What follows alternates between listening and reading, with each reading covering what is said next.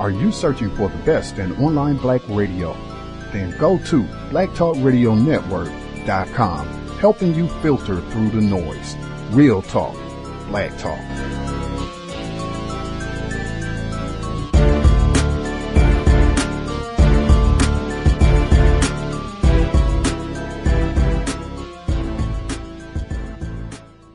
The internet is full of half-truths and all-out lies. We've all seen them, and many people on social media complaining about it.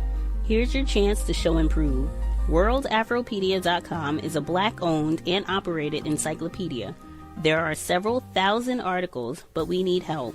We can't uncover all the truth ourselves.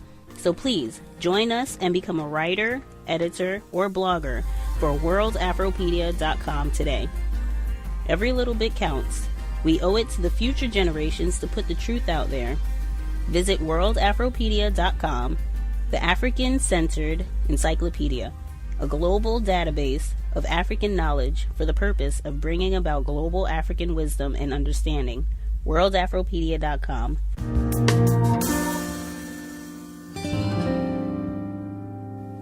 Every time a person comes out of a school, I say a high school, the way I see it, according to logic, you should be able to say, I am a, and fill in 2 blanks. Rather than just walk up somewhere and say, y'all have some jobs? Because that's what I did when I got out of high school. I went to Chicago. And I just walked up. I said, this is the employment office? Yes. I said, well, y'all give out jobs here? Yes. I said, well, I'm looking for a job. Black people all over the planet do that. Yeah, that's it. I'm looking for a job doing what? Something. What do you got? Really? I did that myself. Why? And it wasn't my fault, because that's all that I was taught to do. Didn't even know what I was going to be doing. Okay? Hadn't been taught to do anything. I couldn't walk in and say, I'm looking for a job. I'm a master electrical engineer. Now, do you all have any openings for a master electrical engineer, complete with all administrative capacities? Because I'm qualified. See, that's the way every black person on the planet is supposed to be able to do when you get out of high school, really. Rather than just say, I'm looking for a job. A job doing what? I don't know. I just say, well, I have to find out what's out here. You know, what's out where? You know. Really, this is why a lot of us back in the 1940s became professional students. Yeah, we never wanted to get out of school, because at least that was predictable. But to come out of school and go and just look around in this big wide world and not even be able to figure out what are people doing in the world, you know? Do I fit anywhere? I think a lot of us have asked these questions. Where do I fit in? Where is my place? What have I been prepared for? The answer was 0. Now I want to talk about some fundamentals here too, dealing with that. What is a white supremacist? In other words, how do you know that a white person is a white supremacist? Got 3 categories here.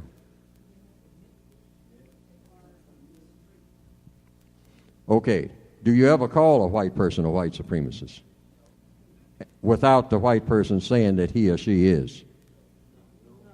Why? You can't prove it. Yeah, remember that. There's no way to prove it, because you have to prove it by a white person. A black person cannot prove that a white person is a white supremacist. If you don't believe it, try it. Try it on the job. They will admit to a discriminatory atmosphere. That's when they'll pay you off. They won't name anybody. They paid you off because you made so much noise, and they want to pay you off and get you out of here before you contaminate the rest of the black people, having them filing suits too. Okay? But they just about got that suit thing all figured out. They got that computerized. Every so many years, they will pay off Ralph Jones black for being discriminated against. Give him his $40,000 and walk him. Now it'll be another 8 years before they pick another one. They got this computerized. And the way they'll do it is just keep you running around in a circle with your little suits. You'll just be filing and filing and filing. And also, you can't sue unless, even if you bring, let's say, what is it, the federal people in, if they found no basis of suit, you can't sue them even in a private court. So they have the system locked down anyway. Well, yeah, the whole idea is to keep giving you the runaround. If you ever tried it, you got the runaround. You get an excellent runaround, all with smiles, too. Well, we're working on it. You check back with us any day now. 18 years have gone by. Right. And you still have it in the hopper. See, and that is going to be a wave of the future. Because they decided some time ago, maybe about 10 or 15 years, that they weren't going to, keep paying out this money. All right? They just ain't going to do it. But in order to look like they're doing something, they're going to pay off every now and then they're going to blow that up in the news. Big settlement for 18 people at such and such a chemical company. And have those black people run out there and do what they call showcasing, this term that I'm using, racial showcasing. We've mentioned racial profiling. There's going to be a lot of racial showcasing that's going to be genuine, not from suits, but from actual black people making money, and you should try to be one of them.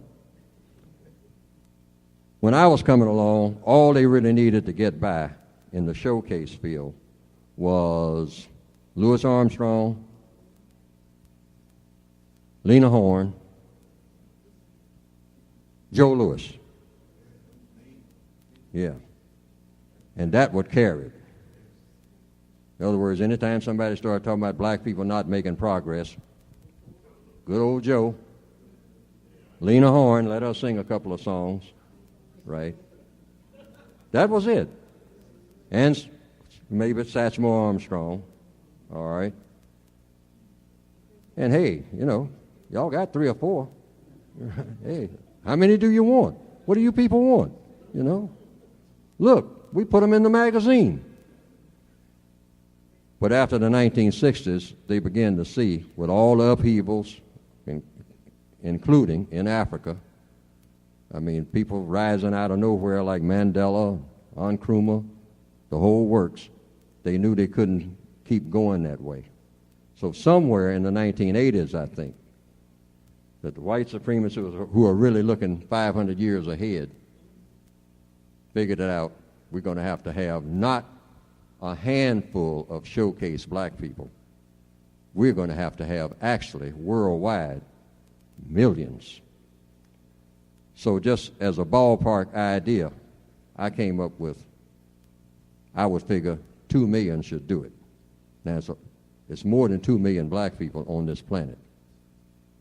But planet-wise, with communications and all like that being what it is, they could get by with 2 million. I think, I'm just saying, it might be 3 or 4 million, but about 2 million. How many black people do you know right now? If you name everybody you've ever seen in Ebony Magazine or Jet or Essence, and the black people that you know personally, and the black people you've seen on the stage, and the black people that you work with, who have what you call positions. If you name them all, it would probably come to less than, I'd say a couple of thousand. If you just sat here, right, each one of us as individuals, just sat here and say now, hey, there's Halle Berry, there's Martin Luther King, there's Malcolm X, and just go through everybody that you can think of. Dorothy Height, you'd probably come up with about 2,000 names, and then you'd be grasping for names, correct? So watch this. If they put 2 million black people out here, all of them with what you call fabulous cribs, got 3 swimming pool on every floor, right, in a 4-story mansion, okay, got 3 or 4 white gardeners out there, keeping everything trim, Okay.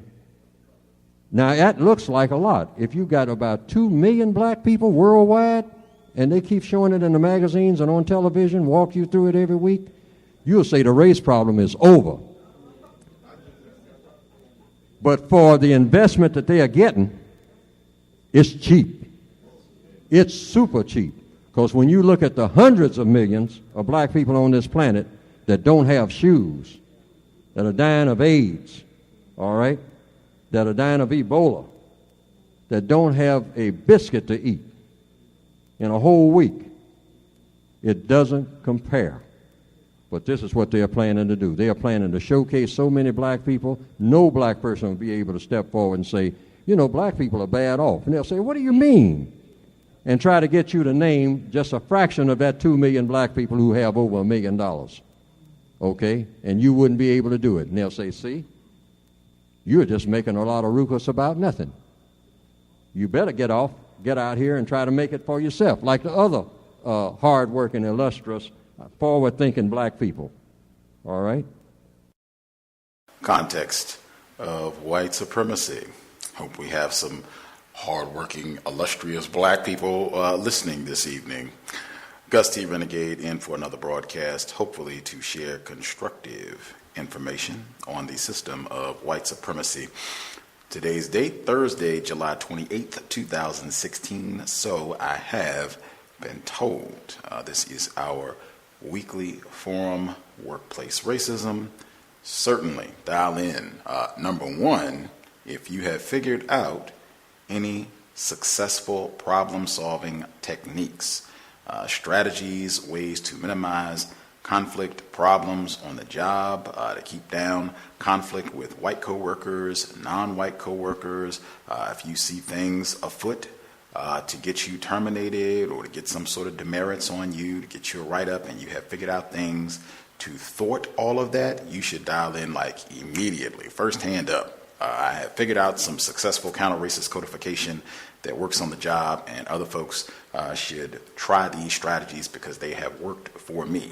You should dial in, and as I've stated consistently, if you are what they call an entrepreneur, if you are a self-employed black person, certainly dial in. I contend that going into business for yourself, as they call it, that does not solve the problem of white supremacy. It just changes how you will have to deal with racism on the job. But certainly if folks, if that is inaccurate, if you've had a different experience as a black entrepreneur, black business owner, feel free, chime in. The number to dial is 641-715-3640. The code is 564-943#. Press star 6 if you would like to participate. That number again, certainly always look forward to hearing from folks if you have problems, if you'd like suggestions, if you have observations. As I've stated also, you should be going through your policy and procedure. If anything stands out significant in your policy and procedure in terms of it not being enforced in a uniform manner, or just the wording in the policy and procedure seems like a way, a means that racists on your job can mistreat you all, practice white supremacy, feel free, dial in. That number again, 641-715-3640. The code is 564-943#. Press star 6 if you would like to participate. Quick article I'll read before I get to it. I'll also encourage folks, I've been saying this for a few weeks now, if you are unable to participate live, but you have an observation or question or something you would like to share to get feedback on perhaps, you can feel free to email me untiljustice@gmail.com. Do make an effort to check my email during the broadcast. You can email me and I will read it during the live broadcast so that folks can give their perspective as we roll. But feel free, untiljustice@gmail.com. If you drop an email, we'll read it as we go. I do encourage folks to check Forbes magazine, or go to the website Forbes.com. They do have a lot of constructive information, financially oriented. They also have a lot of stuff that deals with the workplace, whether you're going into business for yourself or how you deal with other employees, managers, supervisors on the job. They tend to have a lot of great articles at Forbes.com dealing with workplace. I think I read the segment a couple weeks ago where they were talking about the importance of checking your policy and procedure before you start a new job, that will give you a great idea about the environment that you are going into, and that as an employee, they're going to ask you to abide by these rules and regulations, so you should know what they are before you even agree to take the job. I thought that was a great suggestion, certainly in line with me saying consistently we should be checking our policy and procedure anyway. They had an article just within the last few days. It's titled, Before You Accept That Job Offer, Conduct a Company Background Check. I'm not going to read the full report. I'll post it on Facebook. Folks are interested in checking this out for themselves. But they just give out some tips for things that you can do to conduct your own background search. Number one, use the internet and social media to begin your detective work on the potential employer, and then you can expand your research to current or former employees. Review the company's website and read about the products, services, history, management team, and recent press releases. If the company is publicly held, check out the latest annual report for year-over-year financial trends, issues the company is facing, the competitive strategy, and the strategic, operational, and financial goals. If a potential employer has a company Instagram or Facebook account, scope them out. The photos can offer some serious intel into the day-to-day happenings of its office. Check out employer review sites such as Glassdoor.com, which can be a way to obtain insider information about potential employers. Type the company name into internet search engines and read any articles written about the company. Type the company name into search engines followed by the word scam and see if anything negative comes up about the company. Conduct reference checks by speaking with current and or former employees. Connect through LinkedIn and then contact a few people to talk to them about their experiences at the company. Studies have shown that most people spend a majority of their day in work and work-related activities. Don't you owe it to yourself to ensure the potential employer is where you want to spend most of your time each day for the next several years? Again, the article at Forbes.com, before you accept that job offer, conduct a company background check. Thought that was some constructive tidbits. That's not something that I had heard before or employed before. I would certainly recommend that, and certainly it would be advantageous if anything dealing with racism pops up. That can be a question that you ask. You can wait until you have the job, or if you feel really confident, if you want to ask before the job, if you see anything pops up with what they call discrimination or allegations of racism, you can ask about that in your interview and how they deal with these problems, what actions they have taken. Since you read about this online, what actions is the company taking to make sure that this sort of thing never happens again? And if it does, what is the procedure for dealing with it? Can be a great question, and it's showing that you did your research as well. Anywho, folks would like to share. Again, this is another broadcast. This is not a spectator broadcast. This is for folks to chime in. There are always lots more people listening live than actually participating. That right there is not a good sign.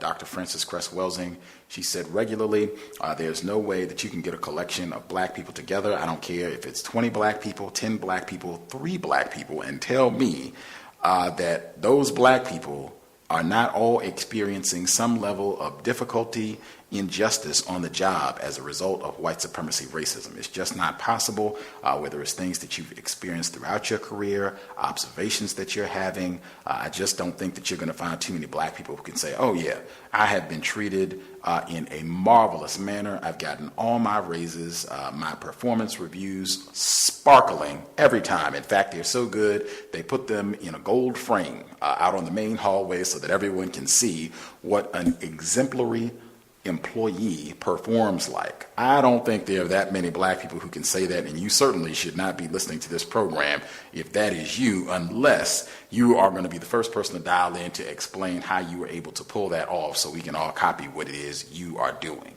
This is not for spectators. Dial in. It is very, very helpful for people, everybody really, but I think especially there are younger people who are listening who don't have as lengthy a work history, so it's good for them to be able to hear some of the potential problems that they might face, so they can already be thinking about how they would respond, what they would do, what they would not do, what to say, what not to say.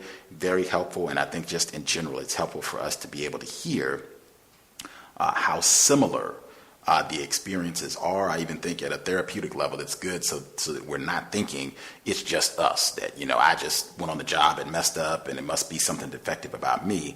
No, that's not it at all, that there are so many black people who have very similar experiences, if not identical experiences of terrorism on the job. I think that it is extremely constructive just to be able to get that reinforcement, and then also to strategize about ways to handle it, what to say, what not to say, to minimize that sort of thing from happening.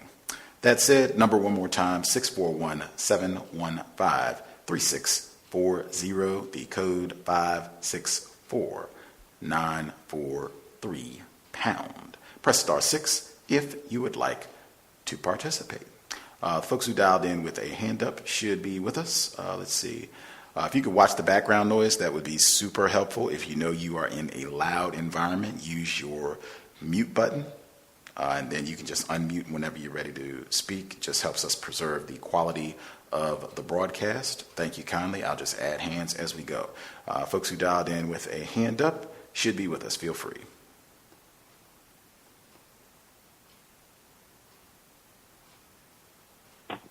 Yes, can I be heard? Yes, sir. Greetings to Gus, all the listeners and the callers. I actually did take Dr. Wilson's advice. I spoke with her a while back after passing of my brother, and she told me that I should go and speak to a black a black psychiatrist in order to relieve stress, and it helped out with a lot of the stress on the workplace. At first, she gave me a lot of pushback because the main topic was racism. But I think this is my third session that I just went to, and it's actually helping a lot. And I think it was like a signal for me to actually go there and speak with her, because she had told me that she never actually had any non-white person come there and talk to her about racism. And I think that the time that I was on the phone with Dr. Wilson, it was like meant for me to actually seek out this woman and go and speak with her. And I think on my next visit, I'll advise her that she should seek more non-white people who are dealing with these same type of issues and try to help them out. And then I was recollecting on one of my past experiences on a job, where it actually did help me out. I had an issue with a supervisor, and the supervisor, he kept requesting me to do things that wasn't more part of my work duties. What I did was I let another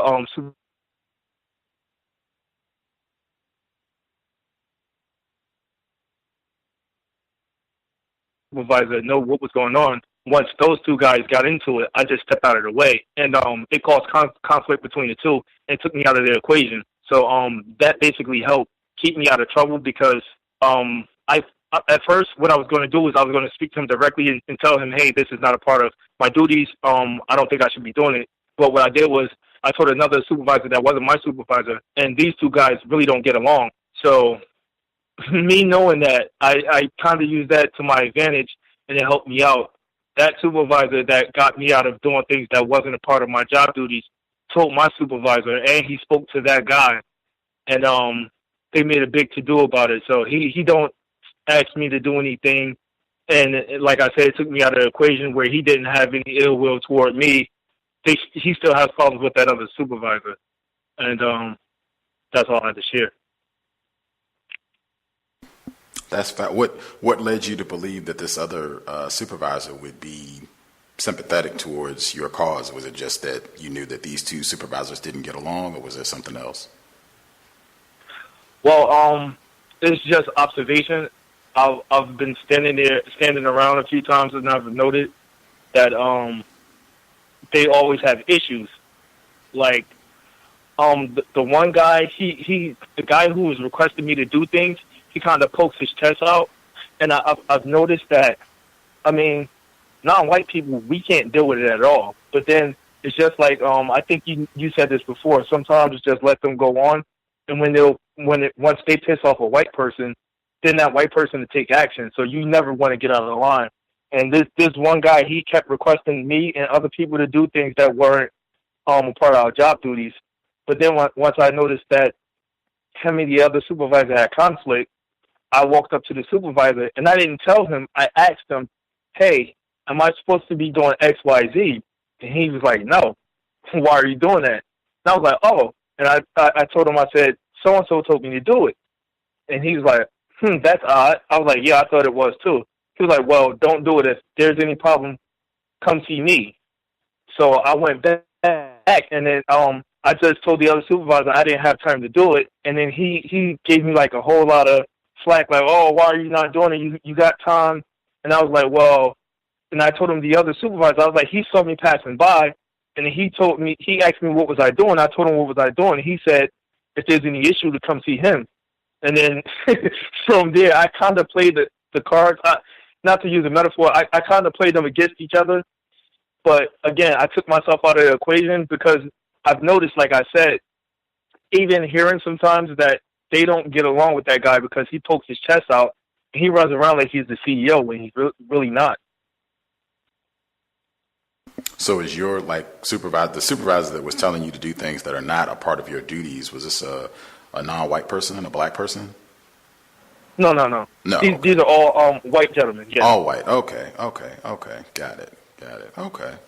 So it just on your observation that your white suspected racist supervisor, that he didn't get along with this other suspected racist supervisor, and you thought, hey, just on that basis alone, he might be willing to come in and intervene to kind of put this white person in his place, who's kind of running around like he's the boss, and we don't like that anyway. So this would just be an opportunity for me to get at him. Not that I am in love with this nigger either. Is that accurate or no? That could be the case, yeah, because he really don't take too kindly of the non-white people there, but it's just that he really, really, really despised this one supervisor. And like I said, this one supervisor really tried to run over a lot of non-white people. So I figured I'd take a chance. And basically, I really had not that much to lose because either I was going to have to do it or I wasn't going to have to do it. But it turns out that it worked in my favor. And like I said, a lot of the supervisors, I overhear them when they're together. They talk about them. They really don't get along. They have to work with them, but they really don't get along with them. And I think it's more so his attitude. I see. I did want to ask also really quick as well. You were talking about the therapist that you were seeing and how that had been helpful in minimizing some of the stress you were experiencing on the job. Did you say this was a white therapist or no? No, she's non-white. Non-white therapist. She's non-white. Great. Yes, she's a black female. Great. And you said that at first was it an issue, you bringing up racism at first? Because she was saying she typically didn't get that, or? Yeah, actually, when I first talked about it, she asked why did I request her. And I told her that I had been looking online. I saw that she was a non-white female with natural hair. She had locks. And she laughed, and she was like, oh, okay. And then basically we talked a little, and then she was like, well, you know, you can also talk to a white person, too. That's okay. They're professionals as well as I am. And I informed her that, logically, due to my experiences, it wouldn't make sense for me to talk to a white person because then I'll have in the back of my head, could I actually trust this person? And after talking to her for a while, she gave me a lot of pushback, and she kept saying things like I could have been paranoid and stuff like that. And I didn't want to get into telling her about the cows. I told her a little bit, this actually helps a lot of non-white people. And she was like, wow, it sounds like a pretty good thing. But then when she started to, it seemed like she was like somewhat of a closed door, like we had opposite roles in a sense. But then when she started to open up, like it actually helps. So it's like she's not analyzing what's going on with me. It's just like we go there and I'll go there and we'll have like a basic conversation. She'll give me feedback, and it seems like she's more open to how I feel, and she no longer tells me like, hey, you might be paranoid. Like I don't want to go too long, but when the shootings happened with the non-white male, the two non-white males on the last session, she kept telling me things like, hey, well, you know, what those guys did was wrong. And she kept saying things like she was suggesting for me not to do that. And I told her, like, whatever they did was how they handled it, but that wouldn't be a way that I would go out to handle things. And I told her about Nellie Fuller's definition of justice and stuff like that, and how I really believe in that definition. And she agreed to it too. And basically we just it helps out. Fascinating. There was a different non-white listener. She also began seeing a therapist, a black therapist, to deal with some of her problems as it relates to racism. And she mentioned Dr. Francis Cress Welsing, and they started to get into things. I think admitted white supremacist Timothy Wise, I think his name came up because she knew about him, and blah, blah, blah. So they went on. And she did eventually, the listener, she did eventually bring up the cows, and I think she told her to listen to an episode of Dr. Welsing. And the therapist, I guess the episode with Dr. Welsing that she heard, the therapist thought was constructive. But then after she heard it, she came back and she said, what happened to you in your life that prompted you to start listening to this show? I thought that was one of the funniest things I've heard this summer. But yeah, that is fascinating. You have to keep us abreast of how your sessions evolve, particularly if you all continue talking about racism. And I don't know how long things will proceed. But yeah, keep us abreast, and the workplace aspect of it as well. How things go with your white supervisor. If some of the other folks that are listening in, if you all have questions, what you heard from the male caller just now, if you have questions or if you want to share your own experience, feel free. Guys, can I speak to what the brother just brought up? Yes, sir. All right, thank you. Greetings to you, Gus, and to all the callers. Yeah, I think big up to Black Self-Respect. I'm really glad that you were able to sit with someone who is a black female and have that discussion. I really think that your discussions with her is causing a shift in her consciousness. The reason why is because it sounds to me, I could be wrong, but it sounds to me like she's, of course, highly educated and qualified to do her job. But it just seems to me like she's, I guess, in that mind frame of how we're all indoctrinated that you go to school and everybody's the same and we're all American. So I think for her to meet a black male who is codified, who has actual logical reasons for why he's doing things the way that he's doing it, and the way that he's presenting his ideologies and his understanding of white supremacy to her, I believe it sounds to me like it's starting to shift her consciousness and her understanding, at least of some black people that she's going to encounter, and how intensely racism, white supremacy is affecting them. I don't know if she has other black people that she talks to who bring up racism, but it just sounds awesome. I would love to hear more too as you continue to work with her, how she develops in her relationship with you and how you guys build on your healing process. The other thing, brilliant. I was going to say brilliant black self-respect on the job, and that's why I said, I believe it was last workplace racism, pay attention to white people, not just for the fact that they're always looking at us, but you can also see the dynamics between them. Because one thing I've come to see a pattern with white people is that they really don't get along themselves. A lot of them don't like each other. They have all these little issues with each other that they will play up.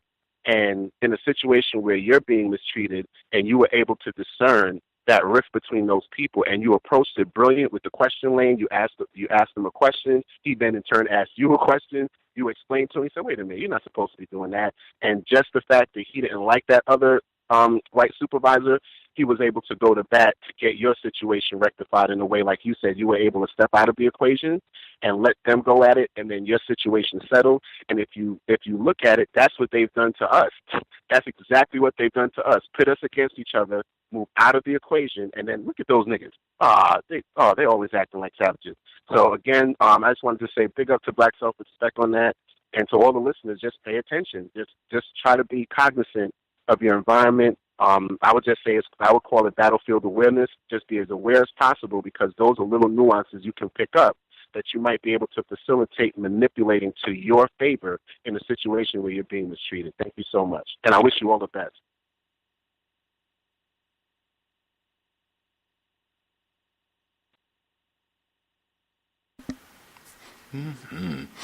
Other folks that have dialed in with a hand up, do you have comments, questions on what you've heard thus far? If you had your own situation you wanted to touch on, feel free.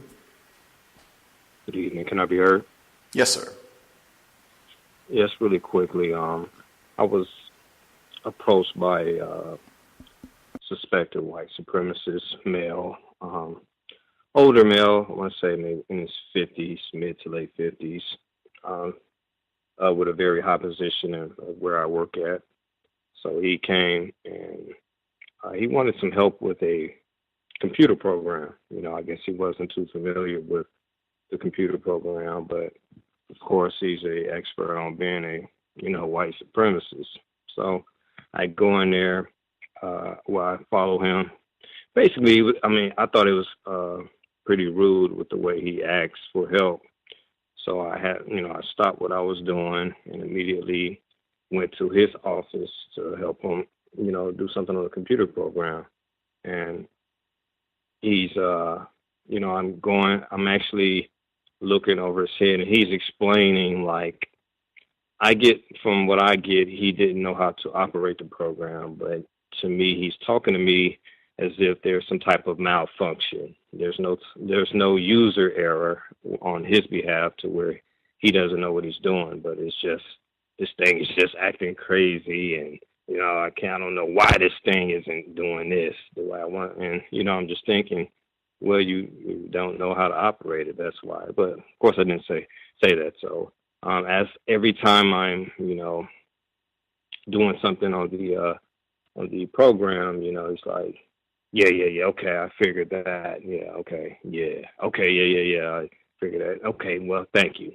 Okay, fine. So I go back to my office. Then maybe no more than 5 minutes later, he comes back and gets me to do some other stuff with the program. And again, he has that era of he's very somewhat rude and just kind of arrogant, as if this thing is just crazy. I don't know. Maybe I have to call in a IT specialist instead. But these are simple, operations. And I went ahead and did exactly what he needed to do or whatever. Bam. That was done. I went back to my office again. 5 minutes later, he comes back and gets me again. He needs help with printing, the part of the program out in a certain way. He wanted to print it a certain way to where it had a certain view. This time he was in the office with another male suspected white supremacist. So I was in there with both of them. So, I got, double the dose, of white supremacy that time. So they're both like, I'm going through, clicking and doing this and that, and they're kind of just watching over my shoulder to a degree, and I'm getting irritated, but I'm keeping it pretty cool. And then every time I would go over to the correct way of doing it, because I guess he was watching me the previous times, he was like, he would see something, I would click on something, and as soon as I click on the certain part that needed to be clicked on, he was like, yeah, it's right there, as if he was, discovering it. So in front of this other male suspected white supremacist, he had to show that, I was helping, but I really wasn't helping, like he already knew what it was. He didn't want to, just kind of admit to being, not knowing what he was doing. So both of them were both kind of doing it at the same time, because the other male didn't know what he was doing either, apparently. That's why they called me in there. So they're both like, no, yeah, right there. And I'm like, I just did this, 5 minutes ago. Why so instead of me showing them how to do it, they were, it was kind of, they turned it to where they were showing me to a degree. Like, no, right there. And I'm like, and it was just very irritating. And this little actions like that, again, these little actions, I can't even say that they're little, but, they're not violent or anything like that, or they're not downright, using profanity with me or anything like that, but it's just little stuff like that where it's irritating. So anyway, I got everything printed out just the way they wanted to, and they could still, have the air of, hey, I'm superior to you. I'm a white supremacist. You didn't really help us. We already knew what we were doing. You just kind of gave us a little bit of aid, and that was it. And it was just very irritating. I wish, I wish I hadn't been in the area to even be able to have to help any of them, either one of them. But just another way, white supremacists, even if they're in a position to where they need your help, they're going to make it seem like, hey, I didn't really need your help. I'm still a white supremacist. I'm still superior to you in, whatever way.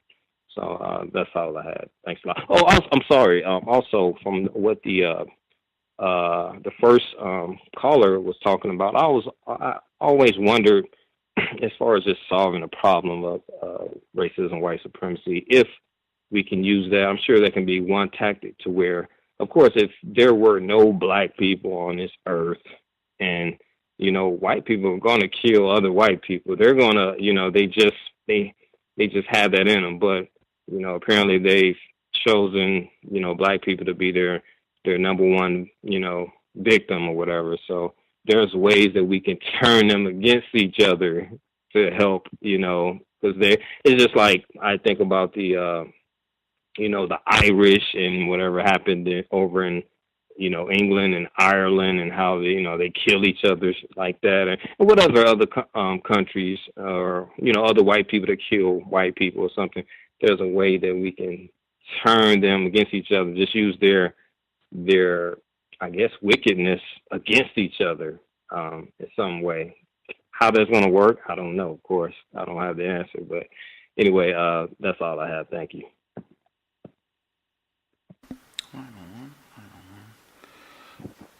That is standard operating procedure. I know that even was a part of like what they call black codes in earlier eras of white supremacy. Like if you're a black person, you are never supposed to show that you have greater intellect or know-how than a white person. Like that, is enough to get you castrated or lynched or lashed, trying to upstage and show that you know something that a white person doesn't.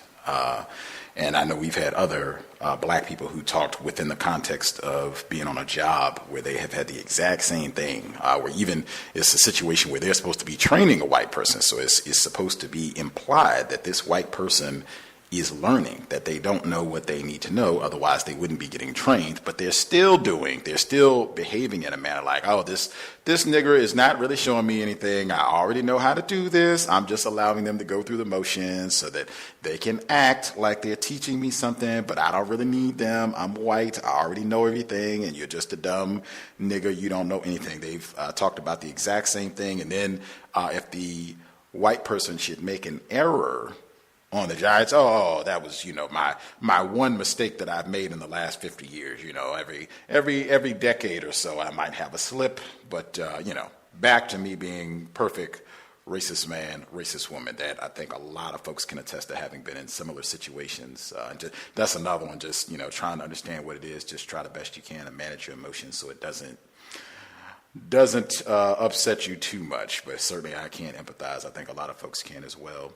Other folks who dialed in, hand up, comments or questions they want to add in? Gus, can I speak to that too? That's an interesting situation that the brother was dealing with. To me, the situation kind of reminds me of when you've had those talks with Dr. Kevorkian, like the color monitors, where the black person is the computer expert, and they're basically facilitating the white person who's supposedly saving the day. It's just interesting because it's another pattern I found with white people too, is that when you look at white supremacy from take a far step back and look at it, it was a profound system of delegation. Like, white people couldn't build their own country, so they stole people who were able to do so, brutalized them into submission, and then started delegating all of the real nation building to their slaves. And it's to me, it seems to be part of a God complex, because white people are supposed to be all-knowing, all-seeing. So when they're in a situation where they don't know something and they have to turn to a black person for that assistance, they, at the same time, will try and, like the brother was saying, kind of offset to make it seem like you're not actually doing what you're doing. And then eventually they'll take credit for what you actually did, because they don't know how to do it. And what I've found is that a lot of times they always seem to be just lax. They just seem to have a certain lack of intelligence to get things done in a technical sense, but yet they'll utilize the skills of other people, vast majority black or non-white, to get those things done. And that's why in certain ways I don't think they're actually smarter. I just think they're more scurrilous, they're more cunning, and they have that ability to delegate based on the fact that they don't know how to do so much. And where they do outsmart non-white people is in the sense that they're forward-thinking.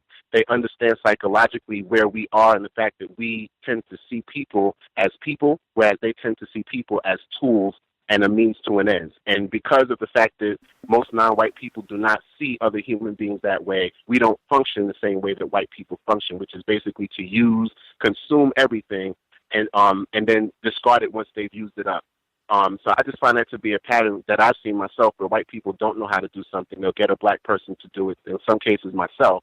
And then, like you said, while you're in the midst of showing them how to do something, they'll basically talk to you as if they know what they're talking about when they really don't. Because all you have to do, like the brother did, was just go back to your office, and then they're back in your office 5 minutes later to ask you to come back to do something that you just did 5 minutes before. Thank you very much. Other folks that we have not heard from, if you all had commentary you wanted to share, feel free.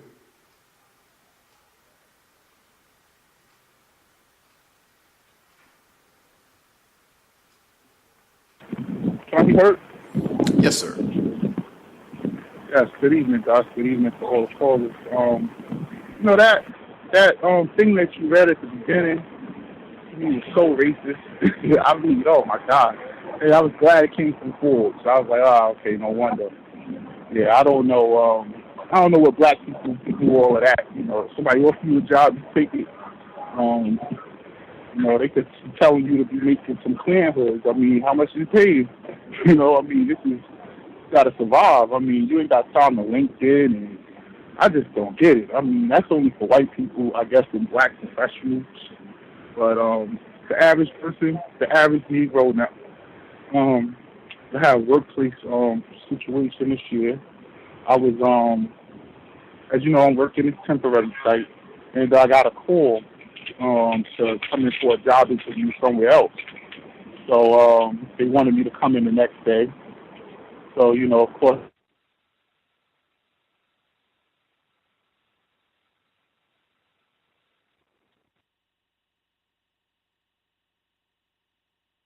Oh, I think Thomas in New York got disconnected. I will look for him to chime back in so he can pick up. I'm glad we didn't get very far that way. We didn't really miss a whole lot. He can just call back in and pick up at the very beginning with what happened on the job while he is absent. Other folks who are with us, did you all have commentary, workplace racism?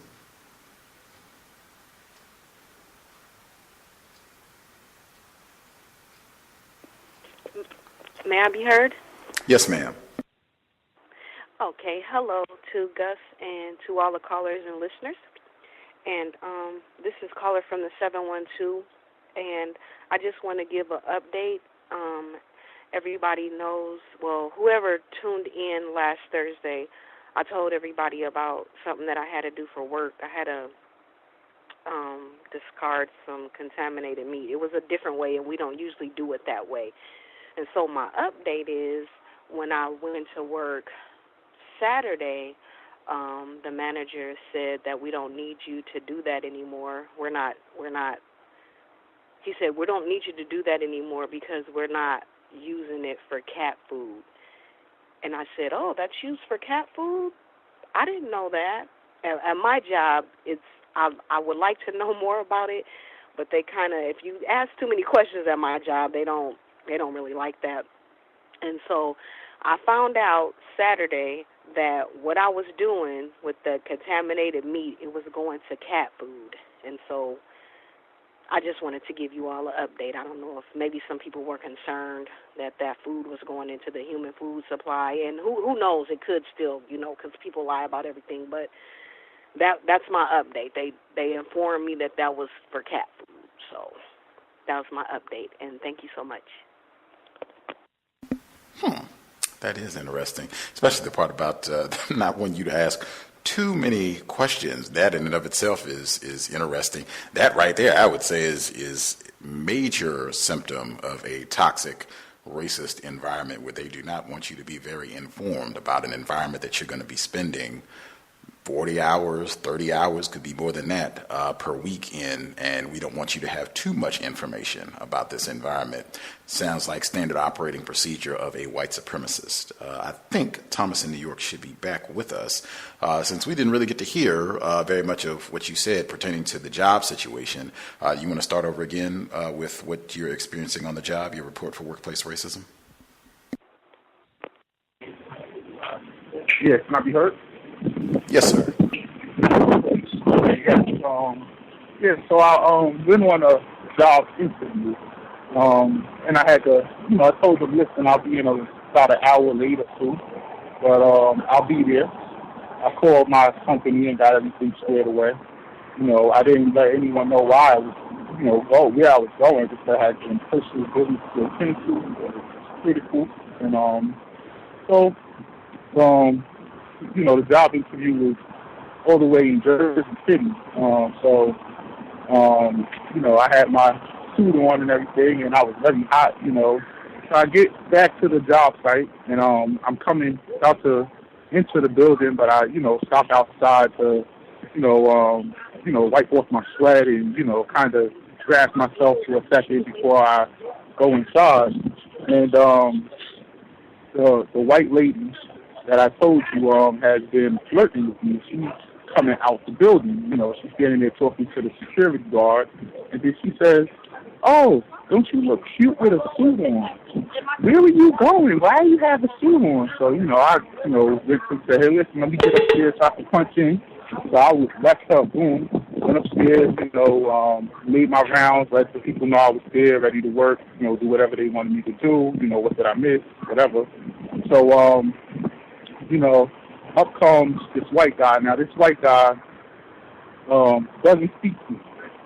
The only encounter I've had with him is one day he left his card, I guess, on his desk, and I was acting as reception, and he stood at the door, And I didn't know he was trying to come in because, he never entered through that door, But being that I didn't click the door open for him fast enough, he banged on the glass door so hard, it startled me. It's like, what? It's trying to break the glass and, he's let me in, screaming. So that was my only encounter with this guy. Now, the other encounters I have with him, as I tell you, I'm a simp, and I find this to be a little shady. In fact, this white guy, he'll go to the black guy that I'm working with, and he always, he did it twice, man. He did it, a few weeks ago. He asked about the guy whose place I'm taking, hey, how's he doing? When is he coming back? Kind of like, let's get rid of this dude. That's how I feel. And then yesterday when he saw me with the suit on, he comes up to me and he says, hey, why you have a suit on? So, I have my back turned to him. I'm doing my work. I'm looking up the clients that, and so I can give the pieces of mail or whatever to the right people that handle the clients, because they don't have the agent's name. They just have the insurance, the place that's insured on it, and you have to find what agent is dealing with that. So, he asked me again. So I'm clearly ignoring him because, first thing is you don't speak to me. And now that you are speaking to me, your first thing is to ask me why am I wearing a suit. Like, I come dressed to work every day. I don't wear a suit, but, so he asked me a third time. So I realized, like, he's going to really stand here and try to get an answer. So, I picked up a rack of mail that was on my desk and said, listen, I'm very busy. Is this really important? So he's like, oh, no, go ahead to your job. Okay, thank you. I walked away. He left, and I went back to doing what I was doing. So this white female, she comes upstairs and says, you never answered my question. Why do you have on a suit? So I'm like, damn, this chick is just not good. I have some personal business to handle. Oh, what kind of personal business? And she starts, winking and it's like, smiling. And I said, the kind of personal business that I don't want to discuss at work. And I walked away from her. So the only one person, he's non-white. I can't really say what he is. He could be black. He could be Latino. He could be mixed. But either way, he came up to me and said, "Oh man, you must have had to go to court today." Now here's the one person, no, I didn't have to go to court today. I had to handle some business. Oh, okay. Usually when I'm in my suit, I'm having to handle some stuff. So I'm like, yeah, he's trying to make a joke out of it or whatever. But I just found that very interesting. Now, the lady I work for and the guy I work with, they never asked me anything. It's just, oh, I'm glad you're here. And that was pretty much it. And that was my workplace racism. I don't know if you heard my critique on that part you read at the beginning, because my phone kind of died and I was just talking and I didn't realize it died. But I'll mute my line. Thank you. We did. I did. I'm sure folks did as well. I did. Your critique on the article at the beginning. I will say to that briefly, I always think we are in a global system of racism, white supremacy. I think regardless of what your employment circumstances are, even if you're in a position where I'm going to have to go and take a job working with the Ku Klux Klan, and I mean literally that's the business that I'm going into is, Klan Incorporated. Even if that's the case, I always think that you are in a better position if you have more information to be able to get resources to check, just so that you're more knowledgeable about the environment that you're going into, even if you are not, for whatever reason, if you're not able to say, well, hey, I've done my research and this does not look like an environment for me. Even if you're not in position to turn down the job, just knowing more about it, I think puts you in a better position being in that environment. So I definitely, from that perspective, I think it's constructive, and it's certainly something that I would encourage other non-white people to do, to make sure that you have information about your job. I think the female caller that just dialed in, she was saying that, hey, they get suspicious. The niggers are asking questions. We don't want a whole lot of that. We don't want you all to have too much information about this environment. But that just seems logical to me. It might, if other folks disagree or don't think so. No worries there.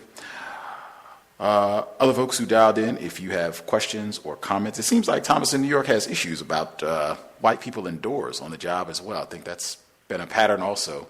But if other folks have questions, comments, people that we have not heard from, if you got your own situation you want to touch on or questions, feel free. Thomas, were you going to say something else before we pick the other folks up?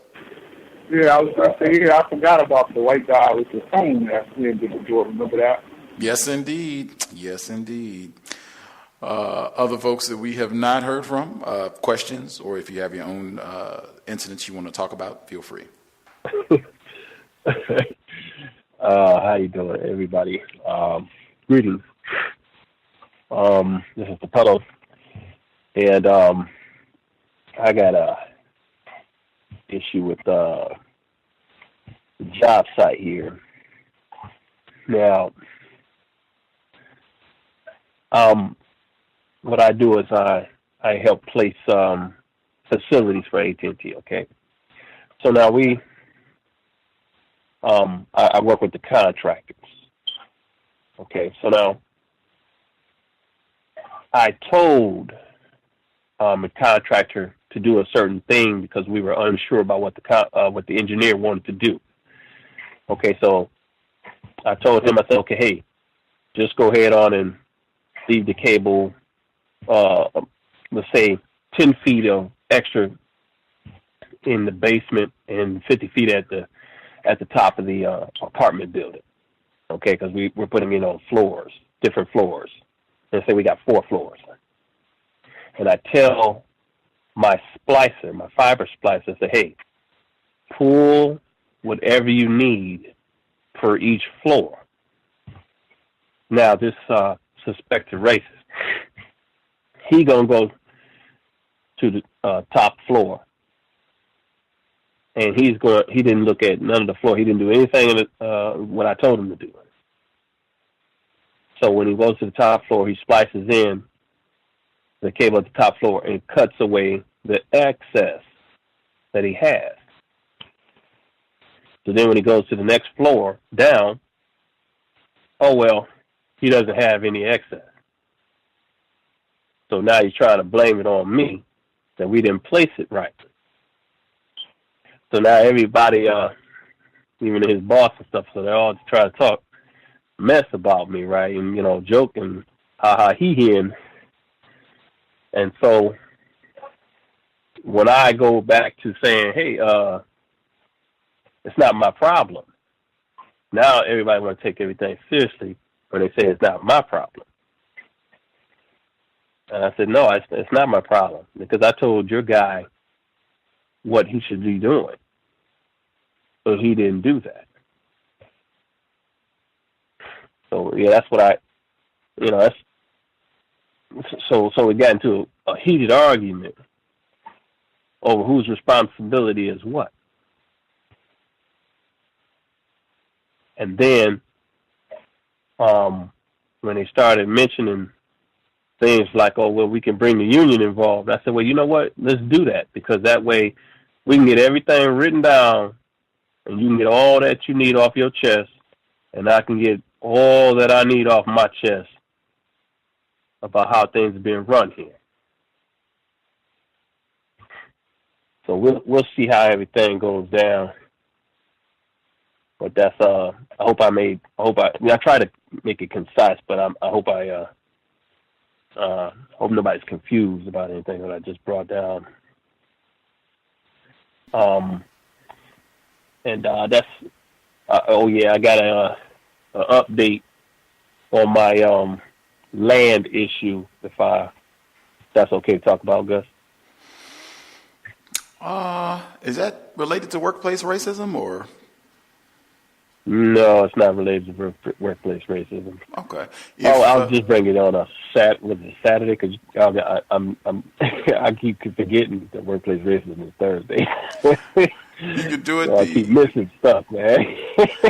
You could definitely do it for the compensatory call in this weekend, or once we get to the end of the program today. If you want to make that our final commentary, we'll see if we can squeeze it in at the end if you want to share. Because I do remember the housing situation. If you want to give us the update at the end. All right, I'll try to get in this weekend. Okay. All right, thanks everybody. Appreciate that. That is interesting. situation in terms of they're going to bring the union in and all that. And I think I've said that before about people, black people getting accused of things on the job, and that's something that all of us should develop, like exemplary codification in terms of how to handle that, because it's going to happen. You can just go ahead and put that down as it's just a matter of time before I'm accused of something, or this is your problem, or this is your fault that this happened, or you didn't do this, or it's going to manifest itself in some way, shape, or form. So in terms of being codified, and again, some of this for me, it goes back to policy and procedure. What is the procedure for resolving these conflicts when they arise on the job, so that we make sure that we do process? Mr. Fuller talks about that all the time. Folks have questions, what they heard from Sapello, and Sapello, if you feel like you didn't give enough detail, if there's anything extra you want to share in that, just to make sure we have a complete understanding of the nature of the dispute, you can feel free as well. But if folks had questions or comments, go ahead. I forgot that. Go ahead. I forgot to add that while it got heated, everything was taken personal all of a sudden, because he says to me, well, if you don't like your job, you can go work someplace else. And that's when I said, well, I'm tired of y'all keep telling me that. Y'all keep telling me that, I can go work someplace else. I said, why don't we discuss this, working someplace else? Why do you feel I need to work someplace else? Well, I don't mean it like that. I didn't mean it. I was just, I said, then let's stick to what's going on here. You try to blame me and the contractor for something that the engineer was unsure of. And he said, well, you should have asked your splicers. You got all kind of people around here. I asked. I said, what, you didn't see me asking these people? I mean, most of the time we were right in front of you and I asked these questions. And none of us knew what this equipment looked like and how they were going to splice it. So I didn't have the information, see. And so I said, if I don't have enough information, then what am I supposed to do? I'm going to make the best decision that I made. And that's why I said that's when we go to this grievance, we can have all those problems that you're talking about. We can have all this in the grievance. Because I forgot to add that I wasn't even trained properly. I found out I wasn't even trained properly for this position, because I found out that one of the white boys that's supposed to be training me, he didn't want to train me. He refused to train me. That's what this grievance is about. See, what's going on? So I'm not saying nothing about it right now. I'm gonna save some of that because I got a whole bunch. I gotta, I'm just trying to give you. But this is what happened recently. All right, they always got to tell you can go work someplace else. And say something really dumb, and when you question them about it, all of a sudden, it ain't so serious. But when I say, oh well, then when I said it wasn't my problem, all of a sudden you took that personal. You see, it was supposed to be my responsibility for everything. I said, I'm not stressing myself out. That's between you and the engineer. Let you and the engineer talk that out. Because me and the contractor did what we were supposed to do because we were in the dark. We didn't know what the equipment looked like. We didn't know how he was going to splice it. And we left it up to the splicer to make that decision. Because that's what ends up happening pretty much 99% of the time. You're going to leave it up to the splicer because the splicer is going to he's going to figure out the best way to do it in the long run. And your job is just to get them the stuff that they need to get it in place so that they can make a better decision. You see, so it's just it's a setup all around. They try to catch you in a catch-22, but if you know your stuff, and then they can't really mess with you. They lose out. So I'll mute my line. Fascinating. That. I feel like I've heard manifestations of that regularly, that if you don't like your job, you can work someplace else. I would be sure to ask, have I ever stated that I dislike being employed here? And just wait, yes, no answer. If the answer is no, then why does this statement keep being attributed to me? Why do you all feel the need to continue telling me that if I don't like my job, I can work someplace else? That does not seem conducive to a constructive work environment. It almost makes it seem like I am not wanted here. I thought we were supposed to have a family atmosphere. That's what they say on the job all the time, that this is a family, that we're all in this together. I would have some questions for that specifically. And again, when those, keeping you in the dark, that just came to mind. I heard Mr. Fuller talking about that. I think that might be in the word guide, recommending not using that phrase, keeping people in the dark, associating darkness, black people, with being ignorant, poorly informed. But I would, again, policy and procedure, just being informed and going through the whole process, keeping your emotions, managing your emotions, so that if they're saying things to try to make it personal, if you don't like your job, you can work someplace and that sort of thing. Just, again, I think we bring this up every week where they do that sort of thing just to get you aggravated, to get you angry, so that you can't think clearly, so that you can't ask questions and just proceed in a logical manner, because that's what's going to work out best for us in these environments. So just, in my view, really keep that in mind, and really, I would say, be knowledgeable about that policy and procedure when there's some sort of a dispute about due process, the correct way to handle things, and who's responsible when you all have the, inquiry to figure all this out. Other folks have questions about what Tupelo shared, questions, observations, or folks want to move forward and share their own situations? I had a couple of questions. I wanted to ask Tupelo, were you the only person there with that other white person who you told how to do things correctly? Were you the only person there, or were you the only non-white person there at the time? I'm the only non-white person that works in the North End, what we call our department here at the North End. So I'm the only non-white person that works in the entire North End. So, it is what it is. And yeah, I had asked, I really don't know if somebody else was in the room or not, because I wasn't really focused on anybody else being in the room. I know one incident when I told the splicer, because I told two splicers. One came to me, and I told him, hey, ran it straight in, so there's no loops in between the floor, because I don't know what you're going to need. You might need more in one area than you do in another, because you have cable TV and a lot of stuff in the way. So make sure you check every floor that you're going to go to before you start splicing. I told that to a male, and I told it to a female who was also, I believe, on the job. And this is before they started to splice on the inside of the building. So they were doing everything on the outside of the building, and I told them about the inside of the building. So the case is that they forgot, they cut the fiber short, and they tried to blame it on me, and it didn't work. Now, do you think they forgot, or do you think they didn't want to take orders from you because you're a black male and they might have purposefully done it? Well, that goes without saying as well. You see, so I can't really say that they forgot, but because they do it a lot. So I can't say that they did it on purpose either, because I do the splice job too, and sometimes I get neglectful and forget about certain things too, though.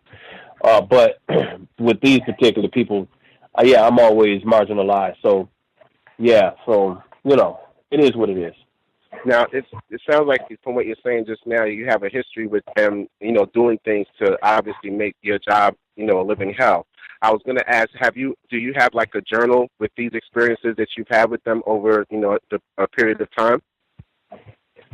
Yeah, I kept some with incidents that happen every now and then. I write it down onto my phone, and I write these incidents down. Like I said, I got a lot of stuff that happened, so I just only put it on this, and then after this grievance go down, because the grievance is going to be about a hostile working environment, so it's going to be about that.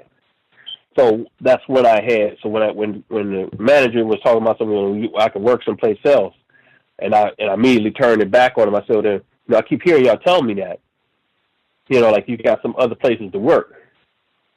And I'm wondering, I mean, what is it about my work that all of a sudden I need to work someplace else? I mean, have you, am I giving off some information where I am unable to do my job properly? I mean, because after all, I just found out I'm not even trained properly for this. I didn't ride with nobody pointed nothing out to me, anything. So I'm doing this by the seat of my pants. Because he saw where I was going. See, so he immediately backed up. The manager immediately backed up. Because all of them know that the white guy that was supposed to be training me wasn't training me properly. See, so now they go back into the I'm playing stupid mode. You see, and try to be quiet about it because all of them know it. All of them know it. So, and it's all about, because I'm trying to move to the South End, closer, like how Nina Fuller was talking about, I'm trying to move close to work, and you're always far away from work. So I was trying to move to the South End because I was promised something, but they're trying to, go back and renege. So the grievance is about a lot of things, and I'm including a lot of things. I'm just putting more stuff to it. So I got stuff written down. I think that your approach is really great, and I think what Gus said about bringing up the fact that I never said, did I ever say that I don't like my job here or that I don't like this to work here? And when they tell you no, then why, bring it up just that way. Why does it keep being suggested that I work someplace else? That'll put them right on the spot. I think it's just a brilliant approach where it puts all the onus on them. And because it seems like the situations with running the wires are situations where it's kind of your word against theirs, because obviously you can tell them that you told them the right thing beforehand, but they could just lie on you and say you never said it. And in a situation like that, for me, I would actually just record it. I would just turn on my phone, and whenever I talk to them about getting the job done, I will record that conversation. So if they come back later and say, laugh at you or make a joke, just play this back. Did I not say this to you? Did you not respond to me? Then why wasn't it done the way that we discussed prior to? Just in a situation where because of the fact that you guys seem to be alone and there aren't a lot of people around, they can really play that your word against theirs kind of situation in a way that it's never going to be to your benefit because you're a black male and they're white. And other than that, I think what you were saying about your approach to dealing with the upcoming meeting is great. And I would just put it on them. Hey, did I ever say that I don't like my job? And once they give you the answer that you're going to get, why does this keep getting brought up? And then whatever else you have to say about the other grievances you have. Thank you. Oh, the training aspect, that's huge too. I'm so glad you repeated that, because doesn't that come up every week for anybody that has listened to us do workplace racism since we've been doing it on Thursday, or even back when we were doing it as a part of the compensatory call-in. That comes up just about every time that we do a segment on workplace racism, a black person not being trained correct. Thomas has an installment by himself on that alone every week. When you get a new job and them purposely not telling you all the information, sabotaging you from the very beginning so that you are not completely knowledgeable about your work environment, about the best way to do things, the most efficient way, so it can save you time, so that they give you some crummy, cumbersome manner of getting things done that's going to take you an hour to do something that could be finished in 5 minutes. I would bring that up, and not as a grievance. I know Mr. Fuller talks about that too, and just with word choice. This is a report of, I think as he had, subversion, really, because if I'm not being trained correctly, that is a major problem. I'm being put in a position where I can go out and fail at my job, and really that should be corrected immediately. I mean, if you have documentation that you have not been trained correctly, it should be, hey, this is a problem, and it should be corrected immediately in terms of me getting adequate training so that I know everything I need to know so that I can go out and do my job well. But I would definitely bring up the training issue, and again, not as a grievance, but in terms of you just not getting correct treatment on the job.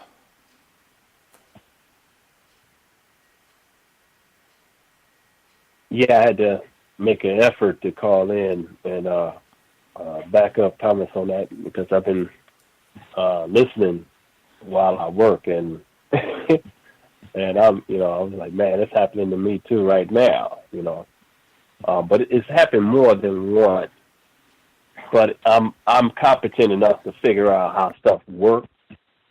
But my grievance is mainly about something else. But this is a part of the so-called hostile environment that I'm trying to create, so that I can get at what I want out of it. Okay, so because if you're not training me on purpose how to do things right, and while everybody else get trained properly, or at least better than me, then we can't say that we got a we got an EEOC issue, what they call the EEOC. All right.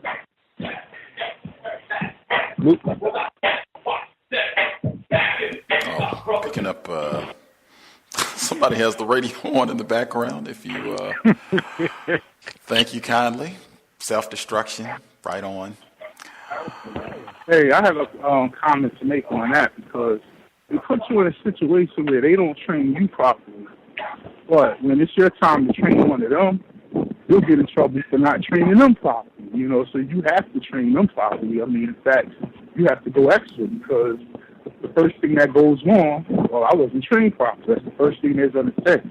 And what they do with training, and I'm glad he picked up on it, because I wouldn't have probably picked up on it if I wasn't an avid listener of the show, is that if it wasn't for that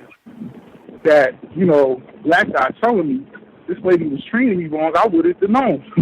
So they have so much power in the workplace, and they get the benefit of the doubt, where no one's coming behind them checking to make sure they're training you properly. And every time I've ever had to train a white person at my job, I constantly had the supervisor coming up, do you have it? Asking me questions, make sure you ask him to tell you this. I mean, I never got that from a white person with the job I was taking. Well, at this phone company that I'm working at, I haven't met a black person that has been trained properly at all. I had to pull my truck over one day when I saw another brother. He was new. He's working in what we call our U-verse division. And he didn't know how to put a ladder up properly, so he was about to hurt himself. So I had to pull over just to give him the proper instruction on how to put his ladder up safely, how to do it in the real world environment. And, I'm asking, who did you ride with? Did you ride with anybody? And how long did you ride with these people? You see, and hey, you got people on this job that were I had a person that was purposely wiring stuff wrong so that he thought that he was fooling me, so that he ends up going back on the job and wire it right because he wired it wrong, come back to the shop and say, oh, doggone it, dang on it, I think I wired it wrong. So he'll drive all the way back out there to 2 hours away just to wire it back right. But in front of me, he'll do it wrong. And he think he's fooling me, but, I can read a blueprint. So I'm like, whatever, dude. So I just wrote that down, So, the games they play. Games white people play. And at these physical jobs, I mean, if you get trained incorrectly, you can actually get hurt out there.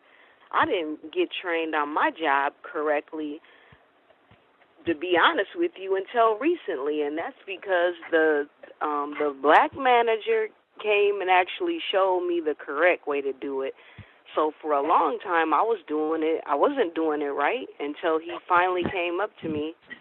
And whoever was listening last week, I got my year in recently, so you could say I dang near went the whole year doing something incorrect, and then this other supervisor, he doesn't work in our area, but he just happened to be walking through there, and he seen me doing it wrong, and he showed me the correct way to do it.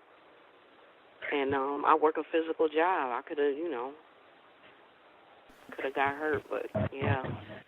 And this is good for I listen to these programs with my children, and so they're not working yet.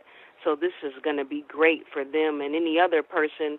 Maybe you've been working, but you're about to get a new job. That's something that we can ask in the beginning of the hiring or in the orientation, are you really dedicated to train me the correct way so I can do my job correctly and, perform everything correct for the company? They don't have to do it, but you still can ask them in orientation, see if they can make that commitment, even though they might not. But that's where I pay most of my attention at, in orientation, and when at the beginning, when you're going through the schooling, you better be hyper vigilant in these areas, because they teach you a lot of safety measures in the classes that you're taking. And so you got to pay attention, and when you get a chance to practice it, and then make it part of your lifespan. Okay, because there are some things that you can do and it still won't work, because I've already taken a fall from 20 feet head first down. So if I didn't prepare my body a certain way, I'd be paralyzed right now. Okay, but I had skilled myself to know how to fall properly. So if that makes any sense, anybody that knows martial arts or whatever, you learn how to fall first. So from 20 feet high, I had pretty much limited my what it could have been. Okay, but some people are novice at that, and they just won't know. You see, so there's some things you can't do in an outside environment that's really unpredictable. You got electric, you got wind, stuff it don't work like it's supposed to, and you got to make it work. So if your kids ever come outside, take a trade, come outside for an electric company, a communication company, which are very good jobs, very, very good careers. If they go into these careers, you got to make sure you tell them, start them now, to pay attention to detail. Pay attention to detail and put it part of your life. Work it into your program. And if I can make another comment on this real quick, I have a half brother, and we didn't grow up together. We had the same father, but not the same mother. And recently I came into, we were both invited to an event together. So, we don't talk too often, so, we got to talking. We're only a few more, like 8 months apart.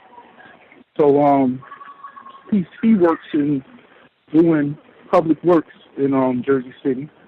And he was telling me the same exact thing. He cuts the trees. So he has to climb up, and he's carrying heavy machinery, and it's the way you have to climb. So he was totally trained wrong, and he fell and hurt himself maybe a couple of years ago.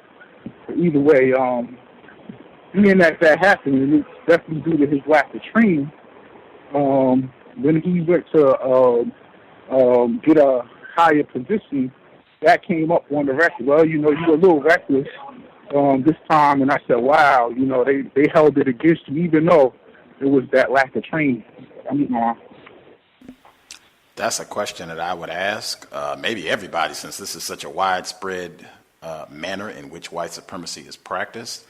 What is the procedure if there's evidence that an employee has been trained inadequately?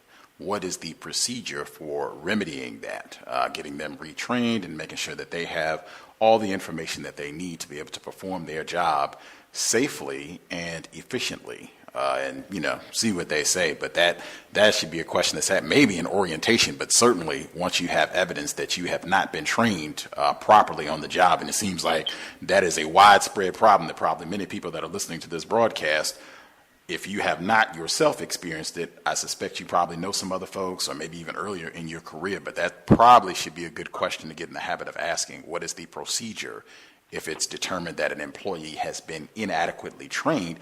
And even what is the procedure if we cut information that this was done deliberately, like someone purposely made sure that this person was not appropriately trained? What is the procedure for remedying that? And see what they say. Let me add this. If he has a union, I would suggest he goes to the union, and because it sounds like he may have been handicapped. So if he was possibly handicapped with it, like if he caused a back issue, a current back issue, I would take that up with them and say, hey, are you violating the law, the handicap? You know what I'm saying? for people being handicapped. If you can no longer do your job over here, you should be able to be accommodated in some other position if he could be. So he might want to make a grievance if he has a union, or just, file with the make a complaint with the under the EEOC.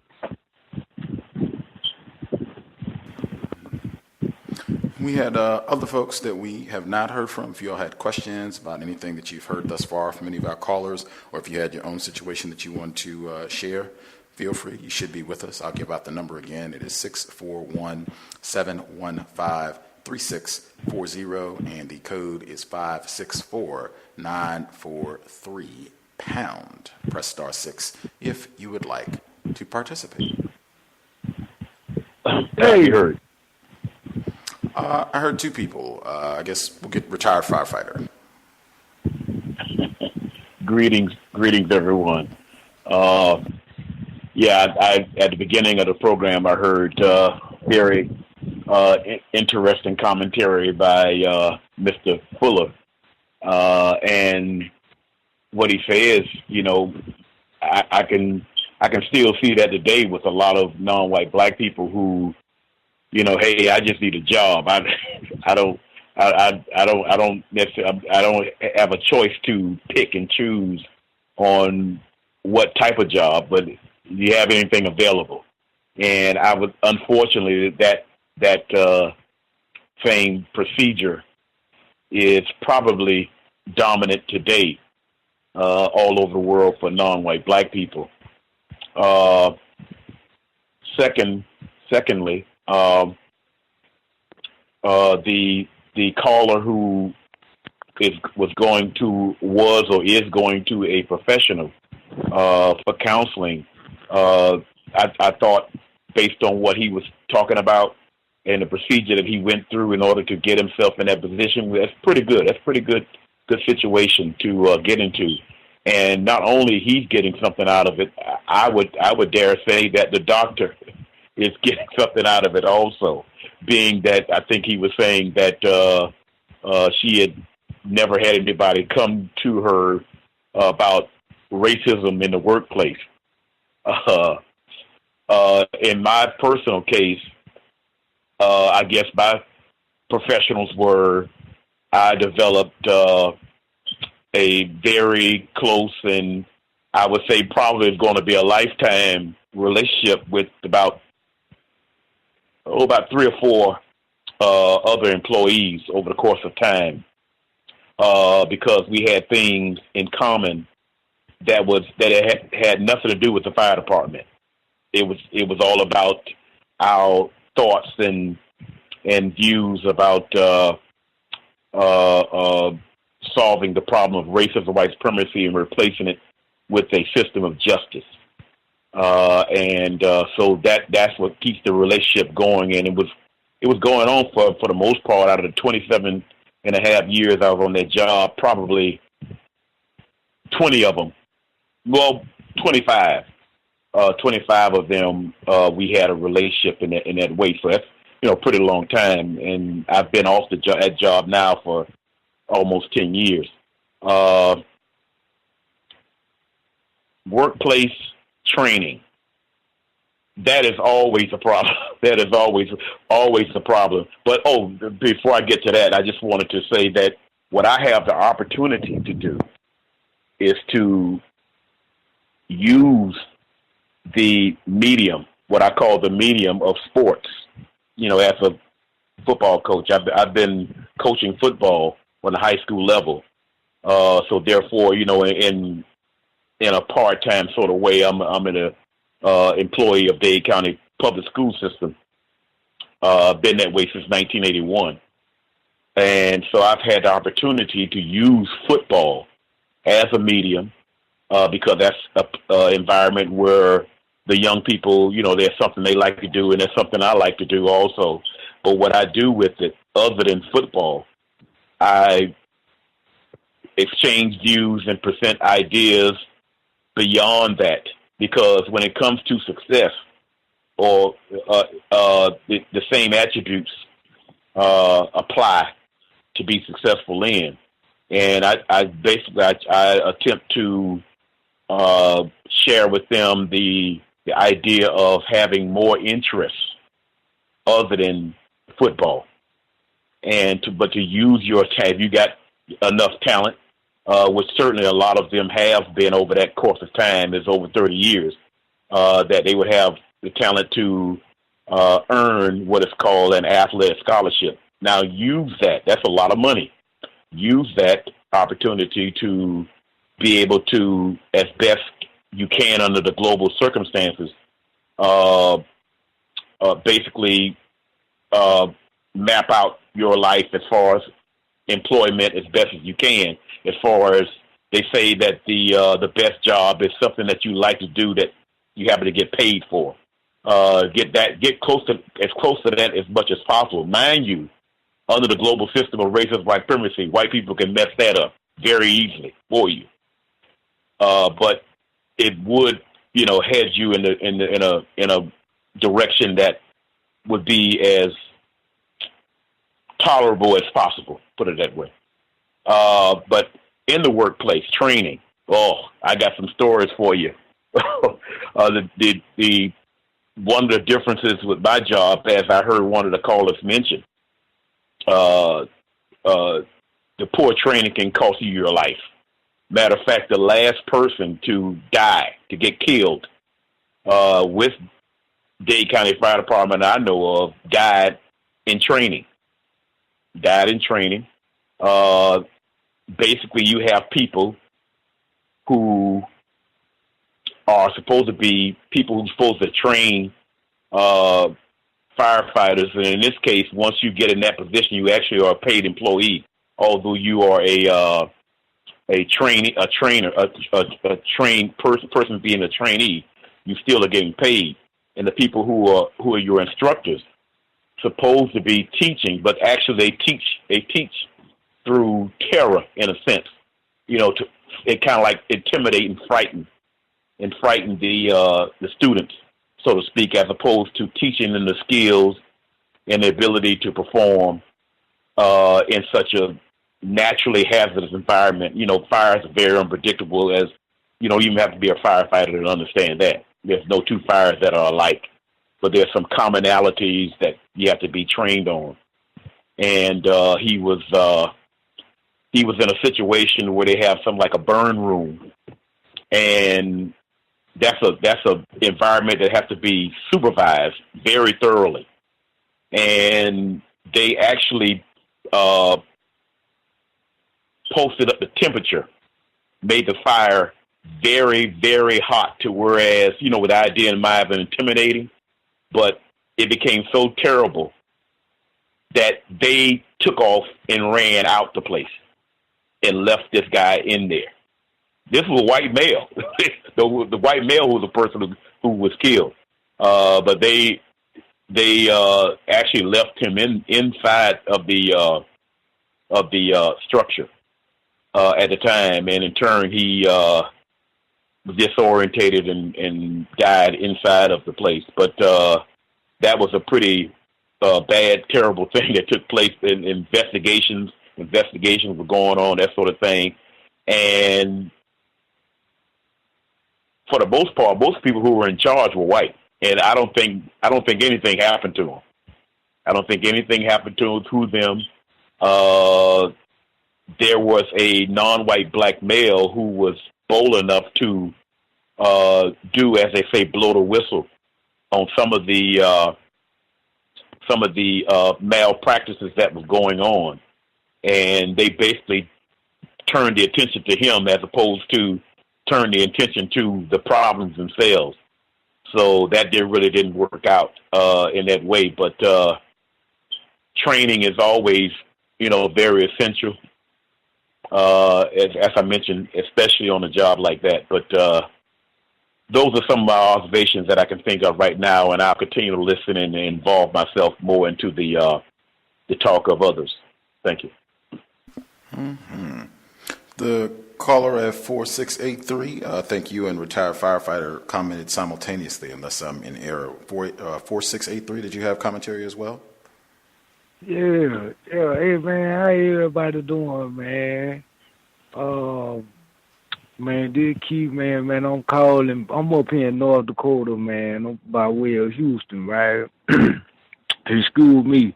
And I want to say that I like that term. Raw got that psycho pathological or something like that.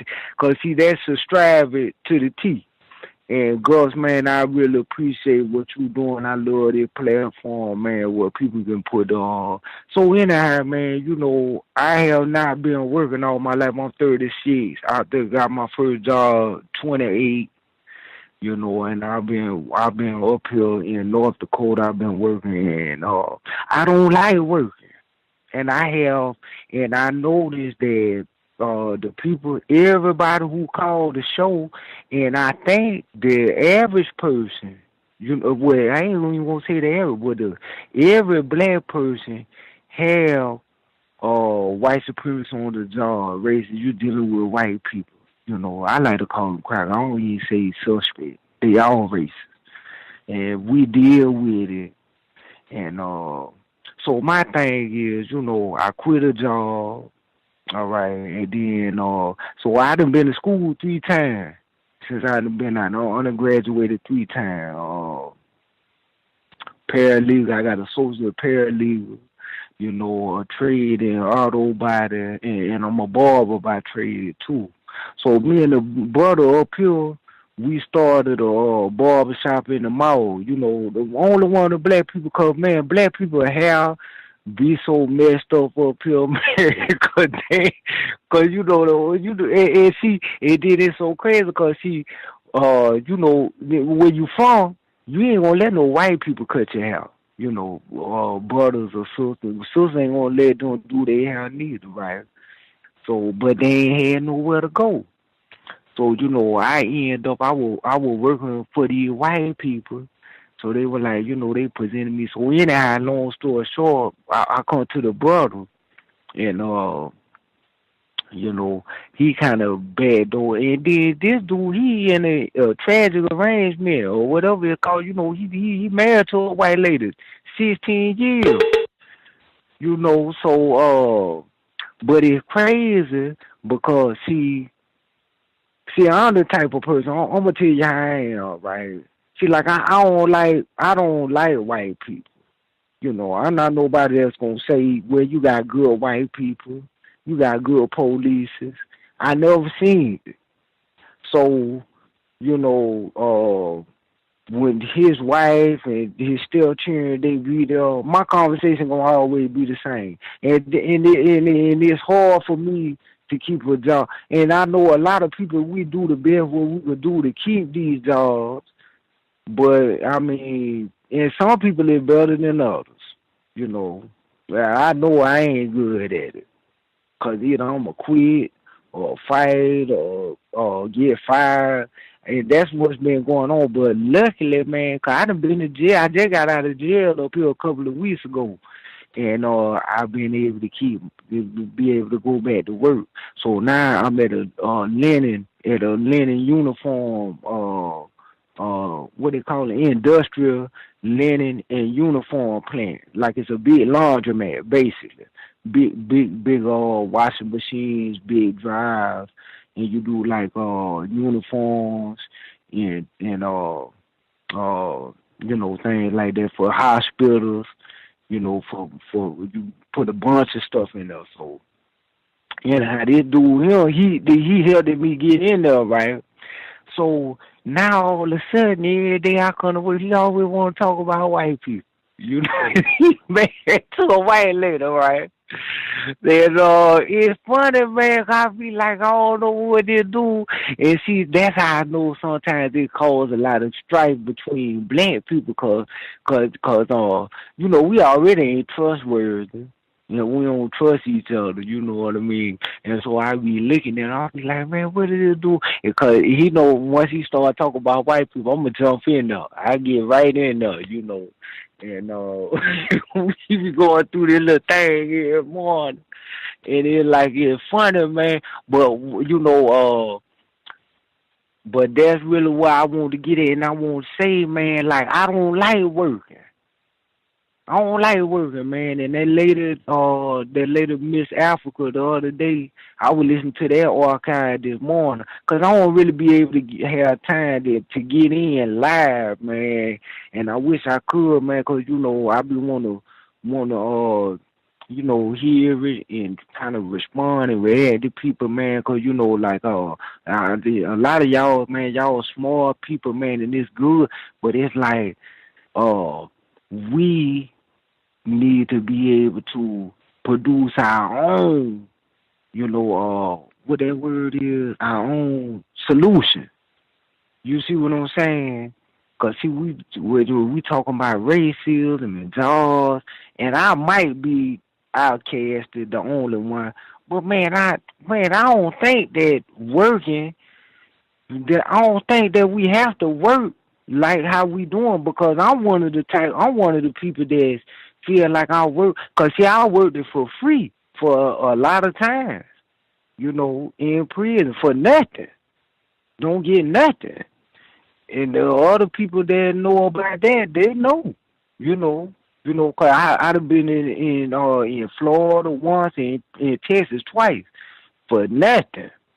And so my thing is, you know, I would like to hear from y'all, from the other callers, and you too, Gus. I mean, you know, is it any way towards life beyond working for white people money, you know, for black folks, even the ones that's successful, you know, and you know, what we'll call successful outside of sports and entertainment, right?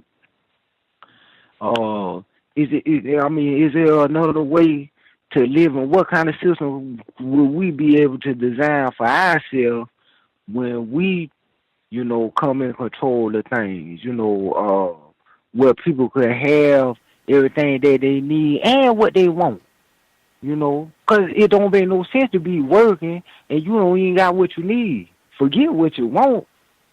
But the average, I mean, I ain't gonna say the average, but I know I ain't the only person that's working. I'm way up here, man. All my family back home, and I'm way up here, man. And it's like, you know, I'm bouncing from job to job, and a lot of it is me, but at the same time, I'm a victim, you know, and I ain't finna, and I'm to the point where I have got so just beat down with everything, man, like I don't even care, man, you know, I ain't codified as far as just going to work, and I ain't gonna let nobody do me any kind of way. I told my mama in 2000, man, look, I get out of here, I ain't kissing no ass, no job, no. Cause I've been doing that all my life. I'm sorry, y'all. Nope. Apologies needed. I ain't kissing no butt. You know, because I've been doing it all my life.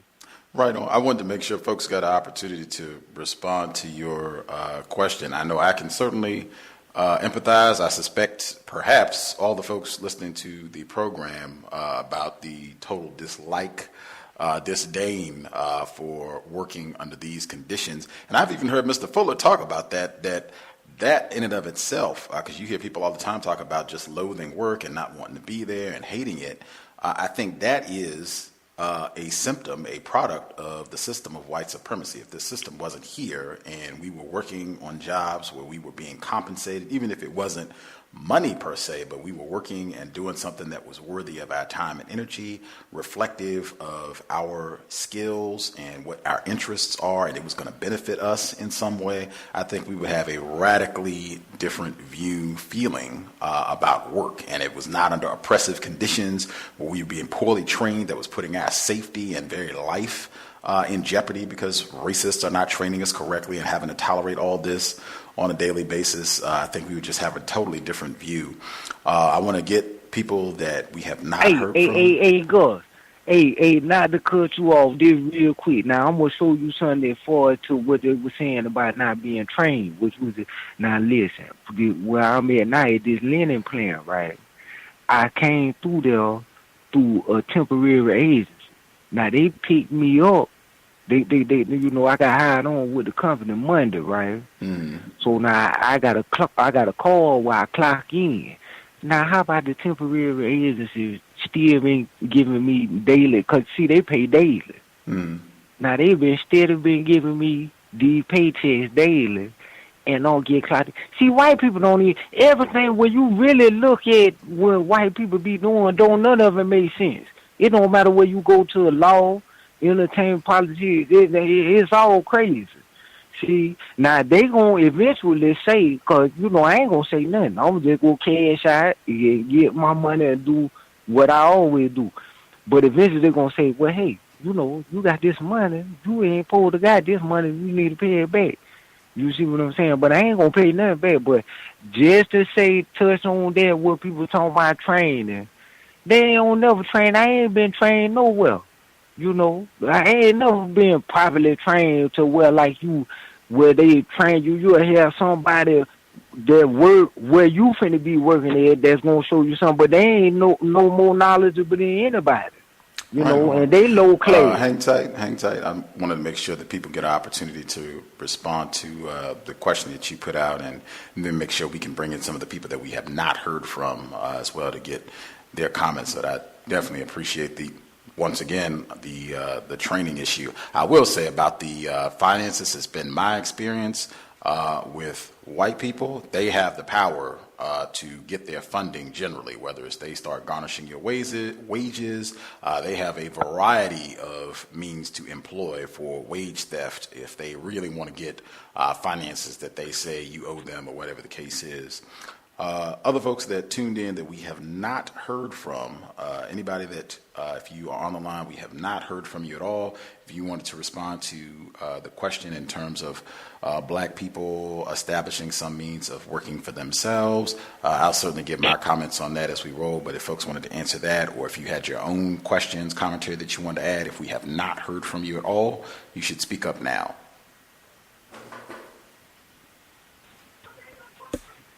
Can it be heard? Yes, sir. I just want to answer the question. Oh, wait a minute. We already heard from Tapello. People that we have. All right. We have not. I'll make sure you get an opportunity to answer as well, sir. I'm just trying to make sure because we do have people that have not shared at all. So people that we have not heard from at all. If you have not participated this evening, you should speak now.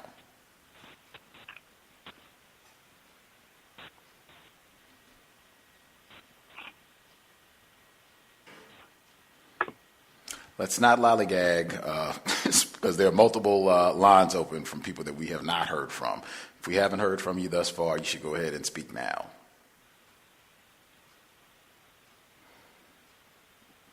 Can I be heard? Yes, sir. Yes. Greetings to Gus, the host, the listeners, and callers. I have my own observations. I think I have about maybe 5 of them. The first was there was this. I noticed that when young black males come to the courthouse and they seem to be pretty much analyzed closely by the law enforcement or suspected race soldiers that are standing around, I guess, you know, being alert or whatever. And, you know, obviously they don't seem to react the same way to other people as they do to primarily black males. And I was coming back from the post office, and this one guy, a very tall guy, he was walking in to pay his traffic ticket. So, you know, the 3 bailiffs, you know, were just looking at him like, I guess, you know, they seen something incorrect. So I went up and I started talking to him about something, about how hot it was or something, I guess to kind of like throw their attention away. So they still started looking back over to where he was. And then I went over to the traffic area and I had to deliver something over there. And the guy was leaving and I think he had to go to the bathroom or something. He asked one of the female clerks, you know, directions to where the bathroom was. So he was going out to the door back to the lobby, and, you know, one of the officers, I mean, you know, the strength of it was he was talking to another white person, to a supervisor. So he severed the conversation to say, he said, hey, can we help you with something? I mean, he said it like, you know, with a lot of tension in his voice. And the guy was like, oh, no, I'm just going to the bathroom. So, you know, this is a guy having a Jordan outfit or whatever. So, you know, that was the first incident.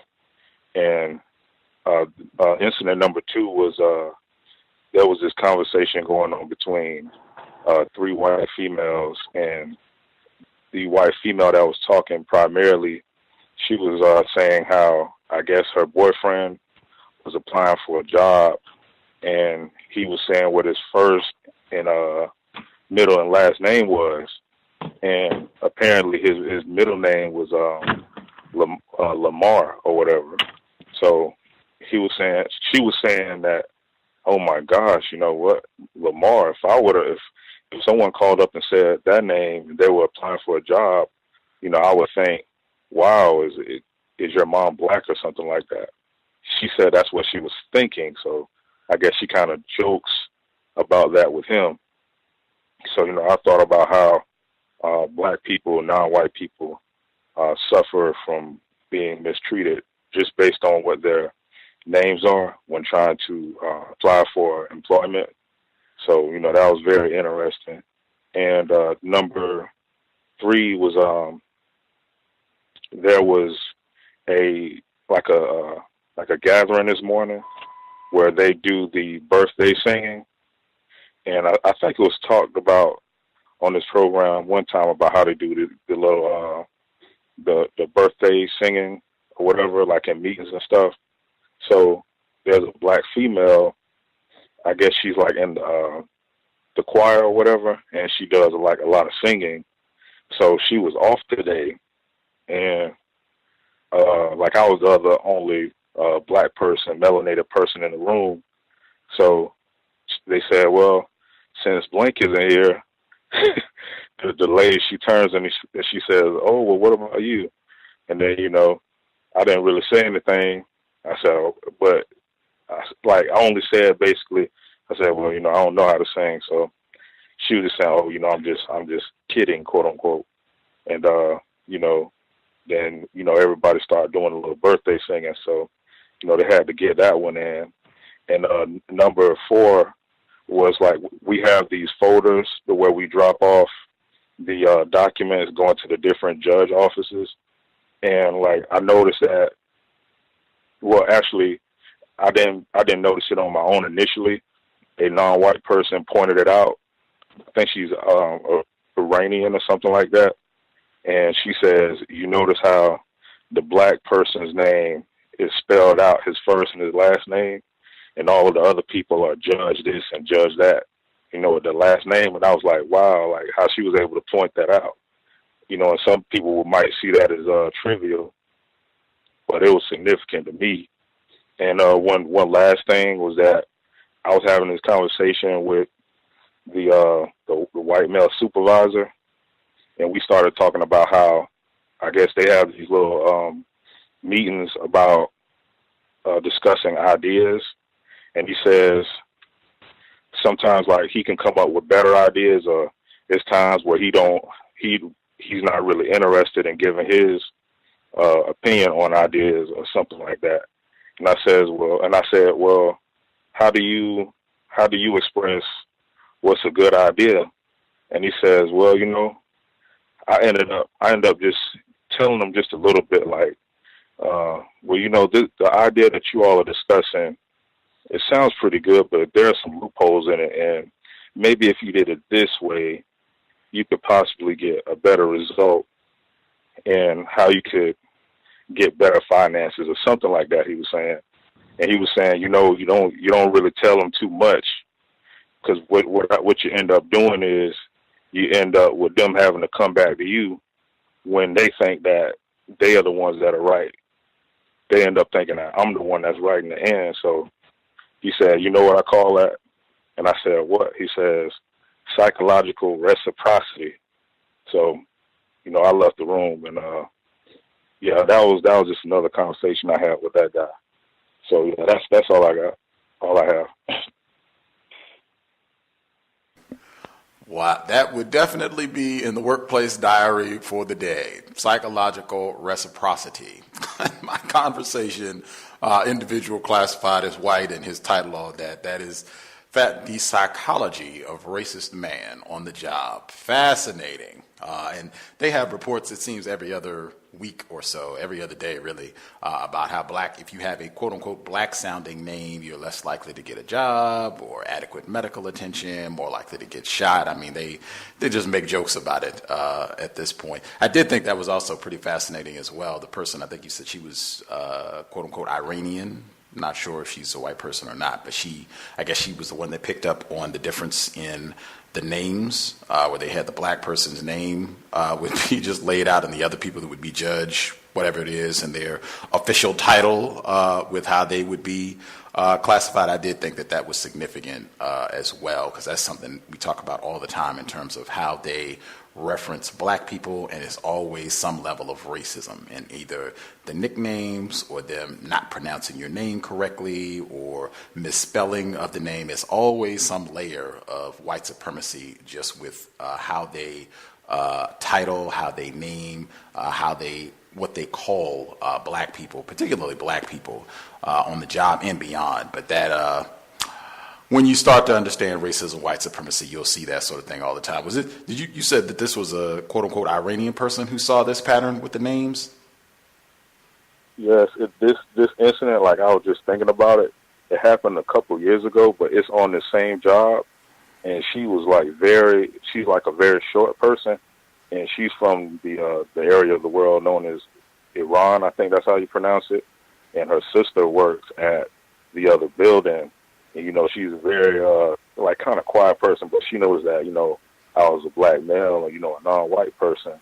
And she would always talk about how President Obama was being mistreated, and she was pointing out how, don't talk to these particular white people. She said they are evil. That's the language she was using. So this was before I started listening to this program. So, I was just thinking about that.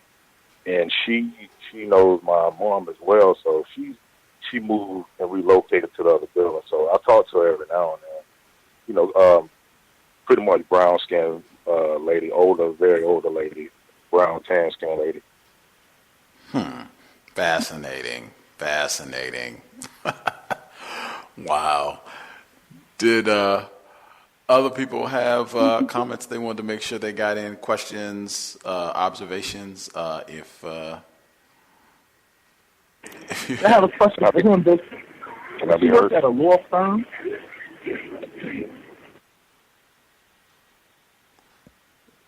I think the question was, did you work at a law firm? That was for our caller in Florida that just spoke. Oh, just at a courthouse. Got it. Okay, never mind. No question there. I don't know. I thought I heard somebody else that spoke up pretty much simultaneously with Thomas in New York. Did you have comments you wanted to get in? Can I be heard? Yes, sir. Yeah, greetings to everybody on the call. I'm in the mortgage business, and I've been listening to the cows probably consistently daily for about the last year and a half. And our business is basically in the executive level positions, it's dominated by white males, but specifically in some of the lower level management and on the processing and underwriting side, it is a huge amount of white females. And one thing that I've been trying to work on myself recently is my anti-blackness, and watching the comments and just what I say and how I think and how I conduct myself. And one of the things that actually occurred due to listening to the previous broadcast 2 nights ago. I have a gentleman that is he processes for me, and basically all that means is that he works on he processes the loans. I'm a loan originator, and he processes my loans, and he would probably be considered an Indian male, but he's still considered non-white in our office. We might have a team, or they have a team of about maybe 30 people, I'm the only black person in the office, and he's the only non-white person there. And recently, I had a client that had a customer service issue with him. He made a mistake in sending something out in a timely fashion, and I had just forwarded the email to their manager and just saying, hey, just might want to address this, find out what's going on directly and things of that nature, because I don't like to try to get into conflicts with other non-white people on the job. Well, the woman that I report to directly had said, you know what, this guy has been doing a terrible job, and he is a piece of SHIP. And I was sitting there. And maybe 2 years ago, I would have laughed, but when I heard it, I realized the context that she put it in. And so now what I'm trying to do is I'm just trying to get on code and to make sure that I'm not doing anything to hinder this gentleman from not having a job or to keep him from having an employment, because the next conversation was, hey, what do you want us to do? You let us know what's going to happen, and we can get him out of here. And my intentions were not necessarily for this guy not to have a job. It was just like, hey, we need to clean this up on the customer service end. So that's just one thing that I've noticed, particularly in my business and just what I've gone through in the last 13 years of being in lending. I have typically been the only black male ever there, whether that's tokenism or based upon my employment or based upon my skills that I possess. I'm not sure, but that's something that I've been noticing as well. And just at our business, I teach a lot of classes on renovation and teaching people how to do lending. And one thing that I have noticed is that the majority of the real estate classes that I teach is a huge population of people classified as white. And literally what I'm noticing that I'm teaching is basically teaching people how to go in and gentrify neighborhoods, rehab these properties, and go sell them for themselves. And one thing I'm just trying to work on for myself is removing myself from this company and possibly doing something on my own so I can help more non-white people do that as well. And one other thing, and then I'll mute my line, is 2 nights ago, firefighter had said something. And I'll listen to everybody. I take notes, Roz. I feel like I know everybody even just by listening. But firefighter in New York had said something about non-white people purchasing more non-constructive items to get to and from the plantation. And I was literally driving in my car at 1 o'clock in the morning and said, damn, that makes so much sense. And I guess just for myself, working on my anti-blackness, trying to just be more correct and have, like what Mr. Fuller says, is focusing more energy on replacing racism with justice and removing my focus off things that are non-constructive, and particularly in the business that we are in, it's a lot of focus on material and European items and showing off. There's a lot of white people showing off to white people, but in this area of Virginia and Northern Virginia, there's a huge amount of non-white people showing off for non-white people. And with all these problems we have, I'm just noticing that it's non-constructive. So working on my anti-blackness, and thanks for letting me talk. I appreciate it. Another great day in the Commonwealth. Callers from the great VA. That's outstanding. Love to hear people working on their anti-blackness. That's something everybody, Gus T Renegade at the top of the list, we can all be working on. And particularly because that seems to come out frequently in the context of workplace racism and other black people on the job, how we're responding to them. I think we've even talked about that before when another non-white person, particularly another black person on the job, is the butt of some sort of joke, or people are making some sort of disparaging comment, and just making sure we're managing our response so that we're not participating in snickering and laughing and that sort of thing, because just as the caller just said, that is just another manifestation of anti-blackness. And once they get rid of that particular black person, it might be you that is the next one that they're joking about and scheming to get rid of. So definitely appreciate that. Just making sure that we get everybody in, and then other folks that are with us, if you all have comments, questions you want to get in. I know Tapello had a question he wanted to respond to. Are there other folks that we have not heard from at all? Other people that have not participated at all, have not shared anything this evening? Anybody we missed? May I be heard? Yes, ma'am. I heard Hi. both. Go ahead, ma'am. I'm sorry. My first time caller, I actually stumbled upon you guys, and like last week, I stumbled upon you guys in the archive show on YouTube last week, and I've been binge listening to workplace racism in the workplace, and y'all changed my life. Oh my God. But I have so many things to share since I have been learning so much from you all. I'm not sure where to start, but I will start with this. And I am living in the Northern Virginia area. I am originally from New Orleans. I'll be transferring back in a couple of weeks, but I work in the Northern Virginia area, in D.C., and I work in a security, in the security department. And the previous caller just mentioned something about non-white coworkers, even non-white coworkers who are not necessarily black but may classify as something else from another country. In my industry, I come across a lot of African immigrants, if I can say. One thing that I had a conversation with him, and it has been ringing in my head for like the past few days, because he asked me, he was like, why is it like, you obviously have white in you. Why do you say that you're black? Why do you constantly say that you're black? Why don't you ever, recognize the white in you? And when he asked me that, I'm immediately thinking about him and how he deals with the white folks that we come across, and he deals with the non-white folks that we come across, particularly blacks. Now, he's pleasant to everyone, but he kind of goes out of his way just a little bit more with the white folks. But I told him, I'm not sure if it's codified or not, but this was my answer to him. I was like, I can't disrespect my black folks, like everything that we're going through, and even everything that I go through on a daily as a black woman.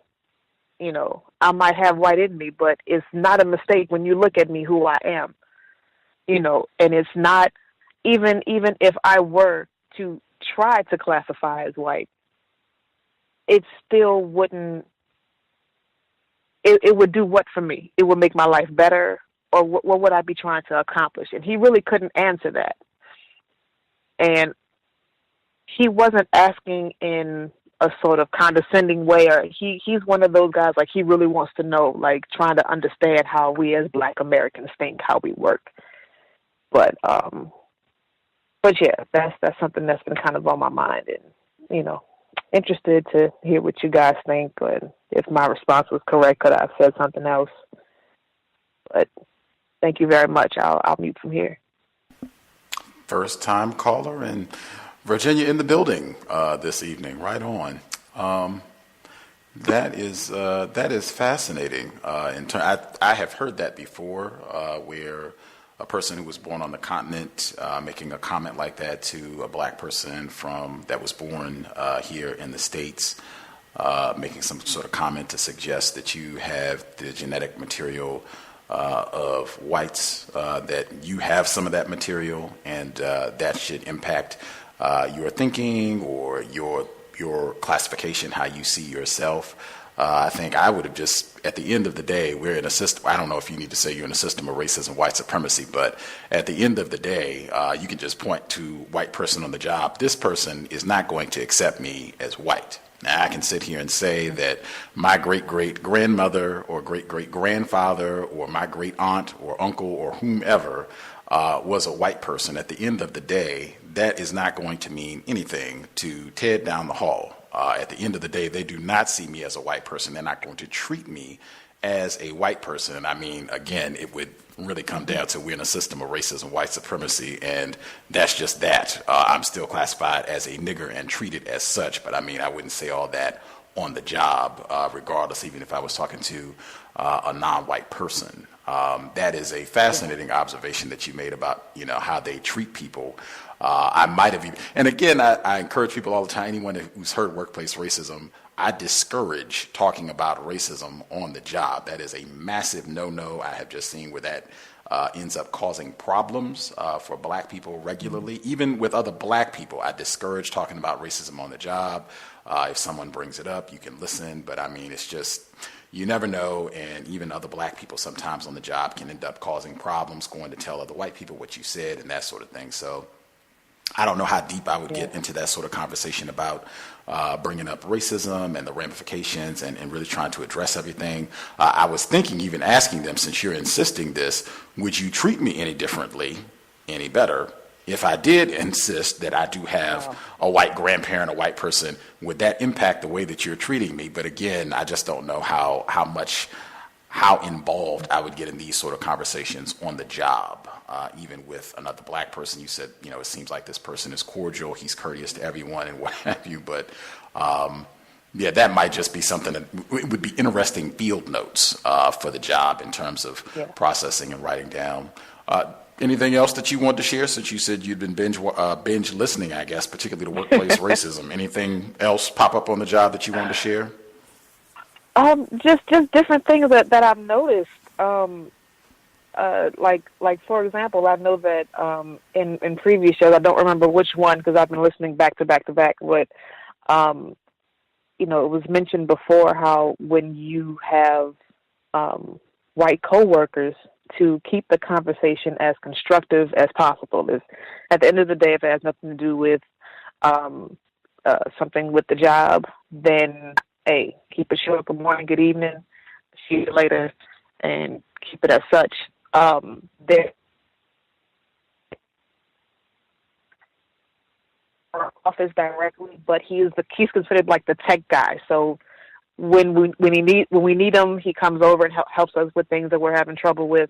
But whenever he's bored, he comes over into our office and, you know, wants to talk with a couple of my coworkers. Hey, you know, I played this video game and this, that, and the third, and yeah, I can get this movie for you for free and this, that, and the third. And they'll engage with him and joke around with him and all. And you know, ever since I've been listening and kind of been, you know, those conversations, I wouldn't be interested in getting involved in any way. They're not necessarily my cup of tea, but, you know, this guy noticed that I kind of switched it up a little bit. You know, I kind of do my own thing and go over here to the side. And just like you guys said in the previous shows, they will notice immediately and they will have no problem letting you know. So his way of letting me know was, hey, you doing all right? Anybody I need to beat up for you? You okay? Like trying to, you know, get me engaged and get me to smile or something so that he could see a little twinge of who I was, I guess, last week. But yeah, that was awesome. Like everything that you guys said, like that's one example of how it is. You're on the money. And it's not just an individual thing. Like they have a systematic way in which they behave, you know, depending on the situation. And you really, really, you know who someone is. I'll give one more example, and I'm gonna go. I often deal with visitors who come in, especially folks that come in from another branch and need to get their badges assessed to the building. There was a lady who came in, white lady, kind of middle-aged, maybe older, pleasant when she came in, you know, and was just raving on and on about our building and our structure. And, you know, the folks who work in security are so nice and so pleasant. And she said, you know, I came in here and I saw you and, You know, everyone is just so the facility is awesome. You have a great view, and when I meet you, you're just a ball of sunshine, and you're so lovely and pretty and articulate. And that's when my face kind of went, and my sarcasm can kind of go above people's head and maybe not, but my coworkers love it. I just said, well, you know, slave Babel wasn't necessarily my first language, but here's your badge. You're going to walk over to the right and go out that door, and you have a good one. And she just went on as if she didn't hear it, but I think that she caught it because I saw her on camera. She kind of stopped and shook her head a little bit. But, yeah, I'm just, it's amazing. Absolutely. Fascinating. I think that has been repeated for many years that we've talked about workplace racism on the job. Whites notice immediately if there's a change in the behavior of their niggers on the job. Yep. If you were smiling one day and now you're not, or you're a bit more serious, you're not responding in the same way, you're not as chatty, they pick up on that immediately. And again, I'm very much the way you handle the situation with the whole badge and her comment about how articulate you are. Like, I'm real on the underside, like minimal a response as possible. Let's just keep it moving in our day. And next tacky incident is probably minutes away, if not seconds, on the plantation. Yeah. If folks had... Thank you guys so much. I appreciate you all. Oh, for sure. Thank good hearing from first-time callers. Did we miss anybody before we get any additional comments or questions, observations from folks who are already with us? Anybody who we have not heard from at all? Yes, can I be heard? Yes, sir. Yes. My workplace racism for today.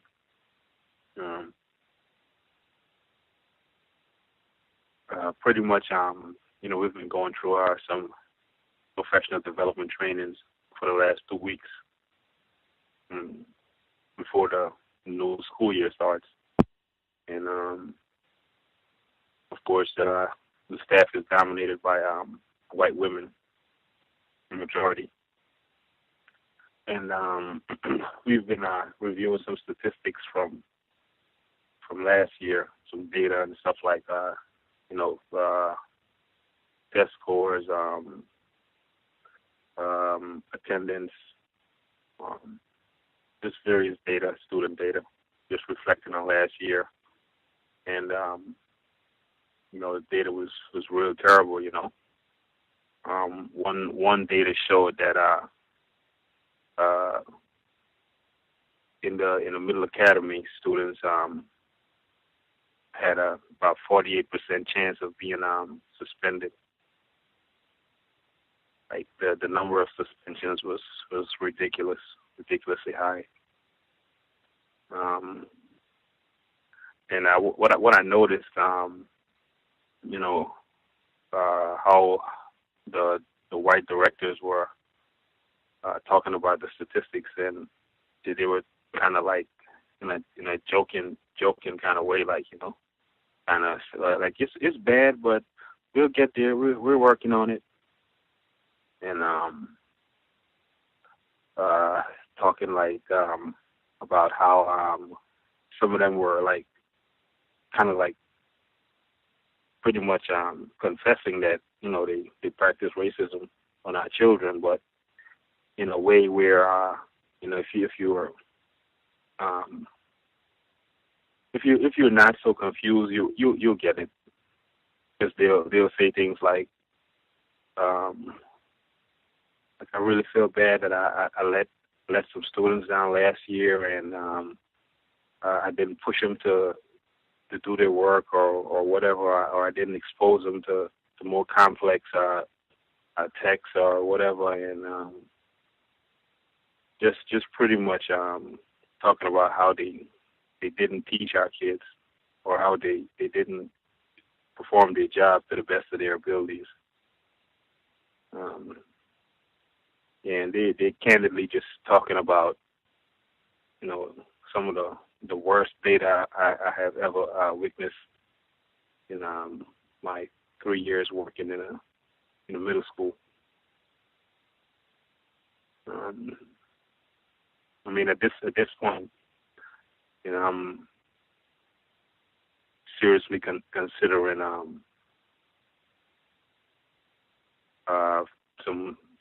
finding another job, but I've been listening to what Mr. Fuller had to say about that, some of the commentary that you played from earlier, and also some of the things that you had to say about switching jobs and things like that. And I mean, I know there's some more racists out there just waiting to terrorize me on their job. So I'm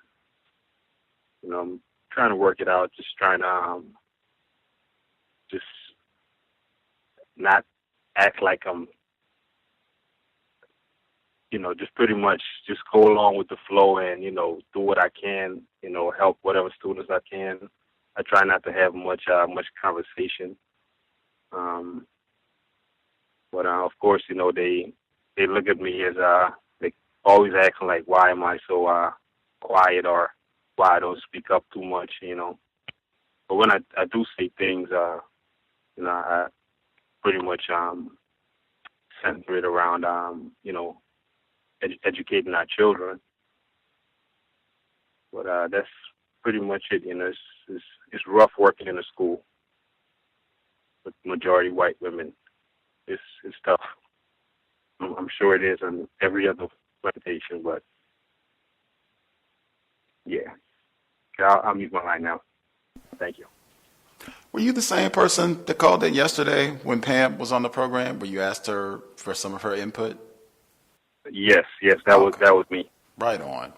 Glad you were able to dial in. Was it? I know you were saying it was like a lot of different things that they were doing, like accusing you of helping a student cheat and other things that were happening that were just making it really unpleasant for you. The terrorism that you were experiencing on the job. I'm glad that you brought that up as well, because I think I said that yesterday about that's kind of what racists want, to just have it so that we just get frustrated and leave and just keep going from plantation to plantation, and you just get, the next brand of racists who will be out to do you in and terrorize you along the way. Like the kind of thing that I recommend for everybody. I know Mr. Fuller kind of says the same thing, Mr. Edward Williams, most of the folks that I think that really try to think about and process workplace racism in terms for strategies. These things are going to happen. The false accusations, the poor training, like coming up with strategies for how to neutralize that. Like I've been accused of helping this student cheat. Let's have an investigation, and let's walk through this calmly and see if there's any merit to this allegation, to diffuse these things so that these attacks can be successfully stopped, and you just continue to move forward. That's not going to be it, obviously. They're going to be cooking up the next plan of attack to come after you. But I think that's the way that, unless people have figured out a way that you can just say, hey, forget it, I don't have to do this anymore. I don't have to be employed here. I can do my own thing and not be concerned with whites. Unless we've got to that point, I think that's the way that a lot of us are going to have to try to logically work through these types of problems. Problem solving, I had that in the description for the program.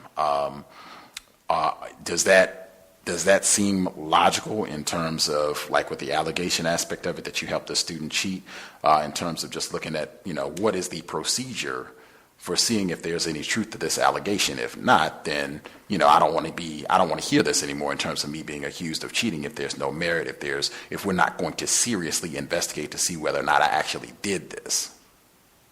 You're absolutely right, and it's very logical what you're saying, and they didn't come out and outrightly accuse me, but that is what I heard, and I addressed it in a team meeting that we had, and of course they said that's not the situation, and that wasn't the case. So, but that's still what that's what was said, And of course, they assigned another proctor to the student for the last two benchmarks that he had, and he actually scored higher than what he had with me. So but he continued to be my student, but I just wasn't proctoring him for the state exams, but he actually did better than how he did when I proctored him. And one thing that happened on the last day of one exams, the white teacher that was proctoring him, well, I would see him in the morning and greet him and stuff like that, and try to calm him down, get him prepared for the test and whatnot. And during the test, apparently he got upset or whatever, and like he has done this before with me. Like he kind of like breaks down sometimes and would like struggle to answer questions or just pretty much give up, But it's incumbent on the teacher to always motivate and try to push the child. And but for whatever reason, she decided that she wasn't gonna put in the effort, I guess, that day, or just pretty much didn't want to, and she allowed him to be sent home, and he didn't take the test, of course. I was really upset at that. But this is how white women on the job treat our children. And I'm going to share one other incident, and then I'll mute my line. I was in a social studies class, assisting another teacher, a white teacher, and it was the first period for the morning, and students were, rowdy as they usually are, and we were trying to get them to settle down and stuff, and it wasn't happening as fast as it usually does, and she got really upset, and she just said, "Okay, I'm not teaching for the day. I'm just not teaching," or what? And she stormed over to her desk and opened up her computer and started like typing. Like I thought she was entering. Well, I assumed she was entering data, like misbehavior, like on the data tracker, assigning the children demerits. That's the system that they have, merits and demerits. So I assumed that's what she was doing, and she wasn't saying anything. And then she puts this video on. Of course, these are eighth graders, so they're like laughing, and I'm trying to calm a few of them down. And she puts on this video of like gorillas and monkeys, some nature video.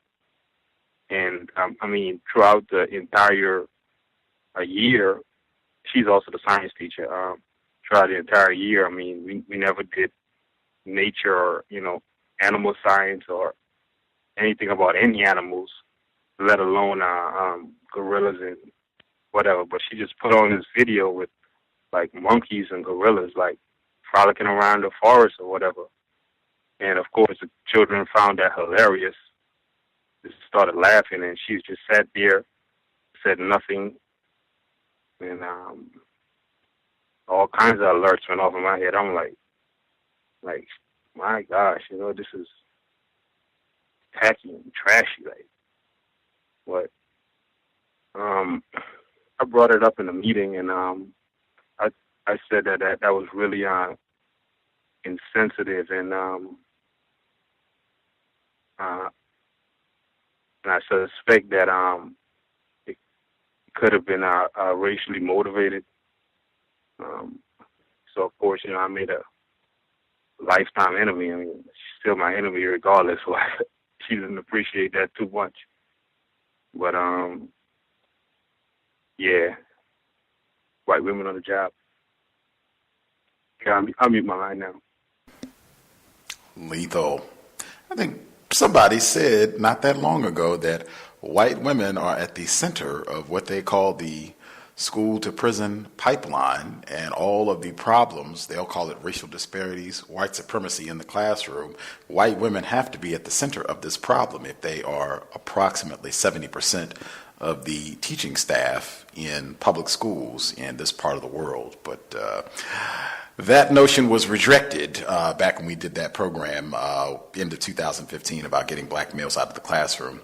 One comment I will make, if we got everybody, if there's nobody that we missed completely, then if we have other folks, whether you spoke or not, if you want to share, if you have observations or you have suggestions about what you've heard throughout the program, any sort of allegation that is made on the job, if it's hinted that you did something that's incorrect, or you cheated and helped the student on an exam, or you stole 5 toothpicks from the cafeteria, I would take that very serious and not jumping up and down and cursing somebody out, but I would address it as, if I did something that is in violation of what is expected of me as an employee, please let me know so that I can correct my behavior. I take that very seriously. I want to make sure that I am in compliance with policy and procedure, what is expected of me on my job at all times. If I'm not doing something I'm supposed to be doing, if I have made an error, let me know, and then we can get to the bottom of it. Now, if I've been accused of something and it turns out that that's not the case, that's even more of a reason why I want to have this addressed appropriately so that we can investigate and see if it's actually true. But this sort of thing where people are just kind of hinting and joking and just being tacky with these sort of rumors suggesting that you cheated or that you did something incorrect, I would make every effort to stop that. The first time that I heard it, this is serious. Let's go ahead and investigate this and address this to see if it's true. And if it's not, then we shouldn't ever have this stated again, because I take my reputation seriously. I take my job seriously as an employee at wherever this is, this school or whatever it happens to be. But that would be my suggestion, because I think that sort of thing, racists engage in that all the time, in just ways of belittling, demeaning, and terrorizing black employees on the job, and then just making, oh, we were just joking. And in my view, anything that is suggesting that you did something incorrect or in violation of your duties, that is nothing to joke about on the job, particularly as a black person. That is nothing that you want to joke about or just, oh, they're just having a little fun or saying anything. I would try and address that every time and get that nipped in the bud, as they say, immediately. Did we miss anybody? We get everybody who dialed in with a hand up? Can I be heard? Yes, sir. All right. Peace to all the callers, to the platform, and to the host. Racism, white supremacy in the area, labor, workplace racism, like I work at a meat packing plant, and it's allegedly, it is founded by like a racist white supremacist suspect, so to say. And, just the whole demeanor of the corporation itself, I can kind of feel the racism, white supremacy in the company, because most of the supervisors are, racist white supremacist suspects, at the least. And whether they be male or female, most of the older workers there, and it's just this whole vibe that they have, like they get off on being the supervisor over non-whites, and, they study you just as much as you study them. That's how I feel when I'm working. I kind of, study the racist white supremacists and racism, white supremacy while I'm at work, and it's kind of like the Ku Klux Klan members come to work, and the racist white supremacist militia, they come to work too, but they study and see what they can see for the day, and then they go home. And it's just another one thing that I did notice about this company that I never really seen before is that they have like a Catholic chaplain, like overseer, that kind of walks around and is there for you to talk to or whatever, but is also there to protect them. And so, I mean, that just kind of took me back to the whole colonization process and, you know, the Christian Black Codes of 1724 about, you know, if you're not under the, you know, being overlooked by a Catholic bishop or something like that, then, you know, you must be a heathen or something like that. So, I mean, just the whole element of racism, white supremacy, and labor, and what we call in workplace racism, I definitely feel it all the time, every day. And, you know, it just takes me back to the slavery and the Constitution, and especially at a place like this, because it's a lot of non-white people that actually do the work, and it's just a lot of white people that watch you do the work and that supply the meat from the farms and all of that. So I just look at all of that stuff as being connected to racism, white supremacy, and the terrorism that has come across. And, you know, it's just that some people benefit off of this every day, whether we like it or not. That's, you know, white people. And that's my workplace racism situation, working at a meat packing plant in America, freed by the 13th Amendment. With the chaplain on the premises, that is crazy. I don't think I've ever been in a workplace situation where they had someone functioning in that role on the job. That is wild, quite bizarre. Did we miss anybody? Thanks to everyone who has shared, previous caller and everyone else. Did we miss anybody? Anybody who has a hand up that we have not heard from at all?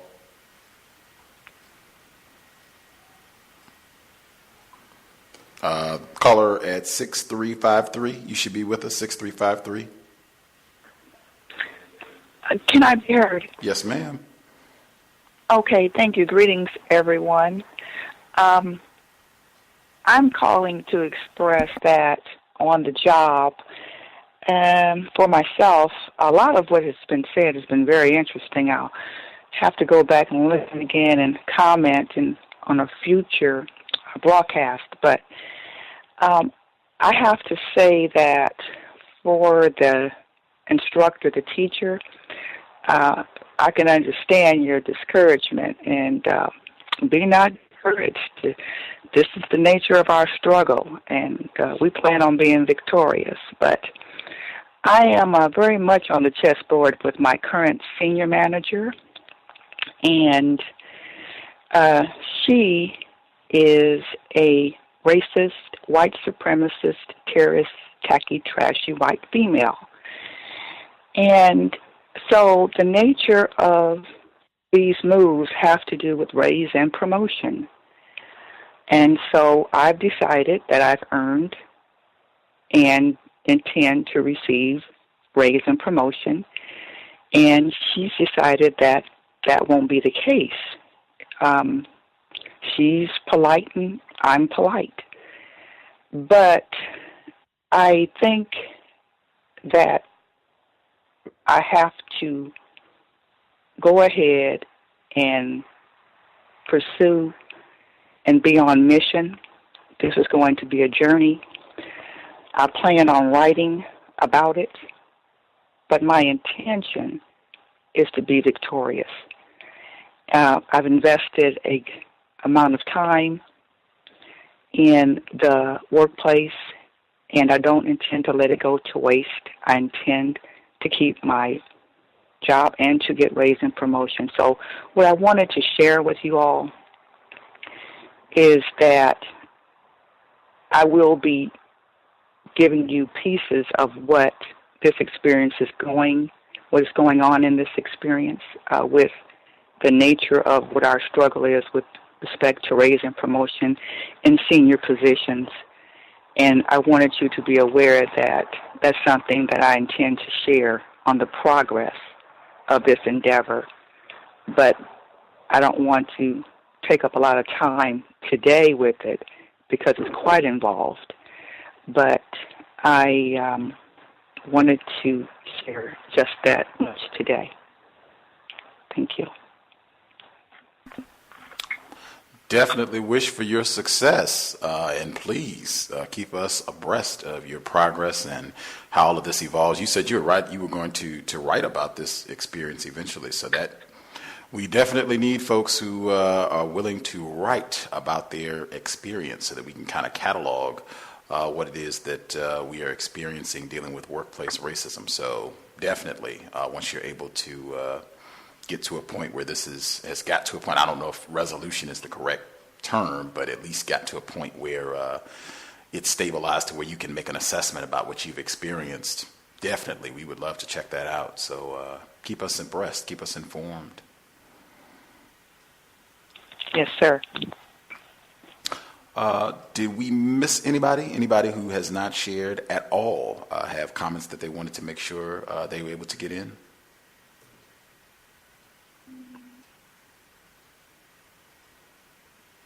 We got everybody, making sure we're winding down. Grant, any of the folks who dialed in who had a hand up have comments that they want to make sure that they got in about anything that you heard during the course of the program? Yes, sir. Yes. First, I want to comment, man. Your line is breaking up a little bit.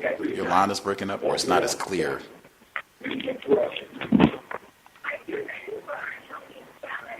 Is this better? Yes, sir. Yeah, the guy who was talking about his prison experience and working for free, 13th Amendment, working at his finest. Man, I mean, if I had to work for free, I'd probably come out like, man, I don't want to work either. I mean, that's just ridiculous. The lady who spoke about the Indian guy, I kind of, maybe it's I can't call it anti-blackness, but I expect to accept certain treatment from white people. However, I don't accept that from other people. And the Indian guy, first, I understand why he asked the question, because they come from a caste system, and it makes the Indians that's mixed with the British get, the appearance like they're running India. They're not. But I would have probably came back with, that's funny you asked about, black people, because I always want to know why so many Indians smell funny. I mean, I would have said something real narcissistic. I mean, you gave great advice to that teacher.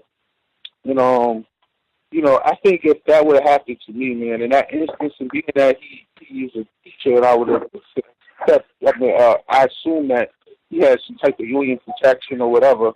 I probably would have walked out the classroom. I would have went right to the office. I would have told him, listen, I'm not, going back, or I'm leaving for the day because the teacher refuses to teach. And instead she's playing videos of monkeys, which I am sure myself, which I find, and I'm sure several parents would perceive as being racist. And I'm not going back in that classroom today. And I think that's how I would have handled it, only if I was union protected as a teacher. If not, I have to roll with the punches. I'll meet my line. Other folks have comments they wanted to make sure they got in before program wraps up. I know Tapello, he wanted to comment to the response to the question that was asked about black people developing their own means of working for themselves. If other folks had observations, commentary they wanted to share. Have we heard? I heard both of you. I guess we'll get retired. Go ahead, sir. We'll get retired Friday after you. I just wanted to respond to the caller, the previous caller. Mm-hmm. And I actually did report the incident to my supervisor and the director. My supervisor is a white female, and the director is non-white, non-black male. And so we all had a meeting about it. And in the meeting, I was the only black male, 3 white females, and the non-black, non-white male. And the teacher, the meeting started, and the director asked me to explain the situation, and I did. And he asked her if that's how it happened, and she said yes. And then she burst out in tears, and my heart sank. So she burst out in tears, and of course, the one white female that was next to her started to comfort her. I remained serious. I didn't say anything, and she said that she cannot believe that that this is happening, and how much she values her reputation. And she's a second-year teacher, by the way, from Washington. Teacher for America. She placed her in New Orleans. And so the two white females are like looking at her like all distraught, and she's like crying like hysterically. And the director is like looking at her, and I'm like the only one that's not like looking like empathetic, like I'm about to cry too. So I felt like really awkward. So she got herself together. I actually wanted to end the meeting right there, you know. But she got herself together, and she said that she was watching some nature video, life science video at home last night. And when she opened her computer, that was the first, apparently she left the screen up, so that was the first thing that popped up when she opened her computer. And she was so distraught that the students wouldn't get it together, and she just was frustrated and lost it. And we have protocols. I mean, I'm the other adult in the room. We have protocols to call, like, culture deans if, you know, students are, like, really out of hand. And, you know, she absolutely did not follow those protocols. And yeah, that's pretty much how it went, you know. And so all of that frustration and anger, all of that, all of that from her just pretty much rolled over from this year, and I'm being terrorized even more now. Okay, I'll mute my line. Retired once she said she cried, that was it, bro. Yeah, once she cried, it was a wrap. Weeping white women. Retired firefighter, were you going to comment? Yes, on the lady who was asked the racial classification question. I'm in agreement that you want to kind of stay away from, meaning non-white people. You want to kind of stay away from talking about racism, especially as far as bringing up the subject. Now, you're hearing it from a person who is very hypocritical. I did a lot of talking about racism during that 27 and a half years, and I put a lot of things at risk, including employment, and in some cases, it may have even been my life in some cases, on being involved on subjects that sum total came to attempting to be counter-racist off the job also. But I adopted a thought from Mr. Fuller by starting the phrase when asked in the way that I heard her was saying the conversation was going. Mr. Fuller says that there's a reason to believe. That's how I would start the phrase, something real short. There's reason to believe that race is a political, not a biological construct. And just leave it at that. Something very short, something very generic, but yet it's to the point. It's quite to the point based on what I heard her saying the person was asking her. and then mention that if it goes any further, that you feel uncomfortable in talking about that subject as far as they're concerned, and that should be enough as far as someone putting you in a situation that would make you feel uncomfortable or something that you don't really want to talk about. And even if it's recorded or something like that, I don't think you will have much trouble based on you responding to someone asking you a question, and it doesn't make an accusation one way or the other when you say there's reason to believe. So that's just a suggestion of mine as far as a thought. That's it.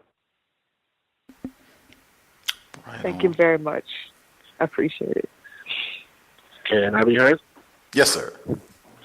Yes. What the brother described to me with the teacher crying in the room sounds like almost like the reverse Voltron effect. Instead of them coming together to assault you as the black person, you basically were ostracized because all the white people, even though she obviously is a racist and what she did was racist, they all flocked to her as fellow racists to comfort her, and then you were basically the oddball black person who created this horrible thing to make her cry, and from there they did the actual Voltron effect, and now she's harassing you.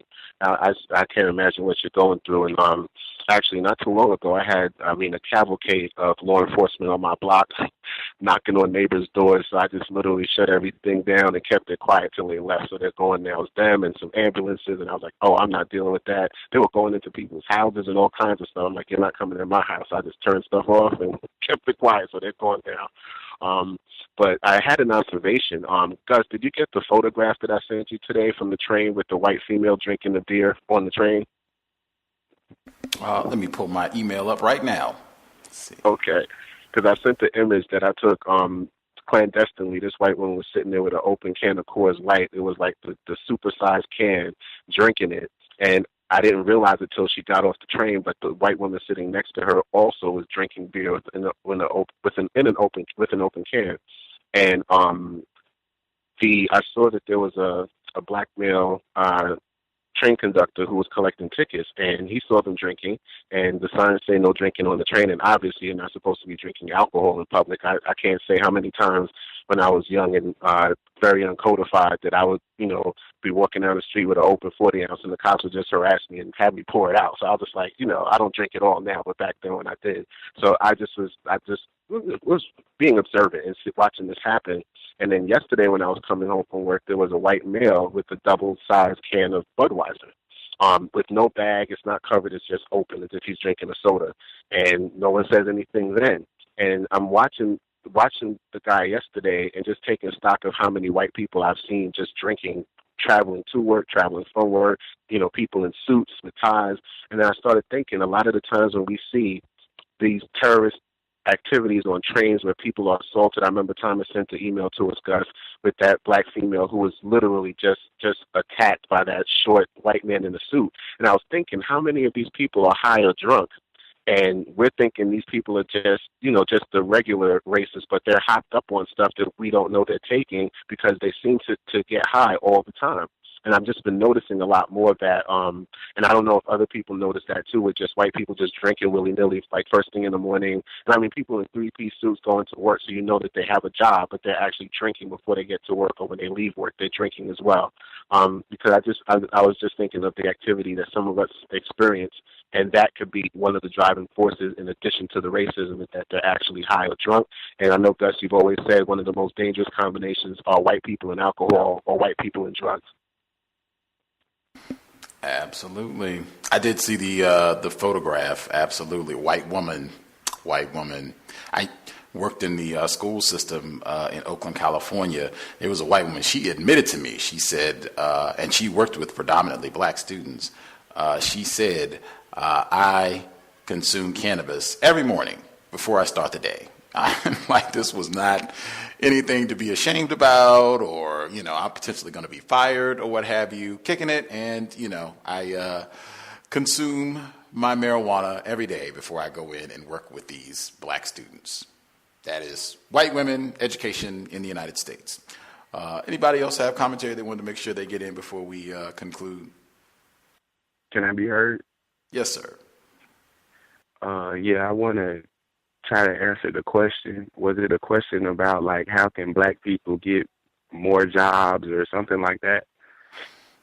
If I understand it correctly, it was how can black people develop some sort of system where we do not have to be dependent on whites for employment, if I'm distilling it down to, I think, what it was. Okay. All right. So my answer to that question would be is that since black people allegedly represent like 13% of the population for now or whatever in America, I think that we have to politicize and be more political about the issue of racism, white supremacy, which is a form of sophisticated terrorism. And by doing so,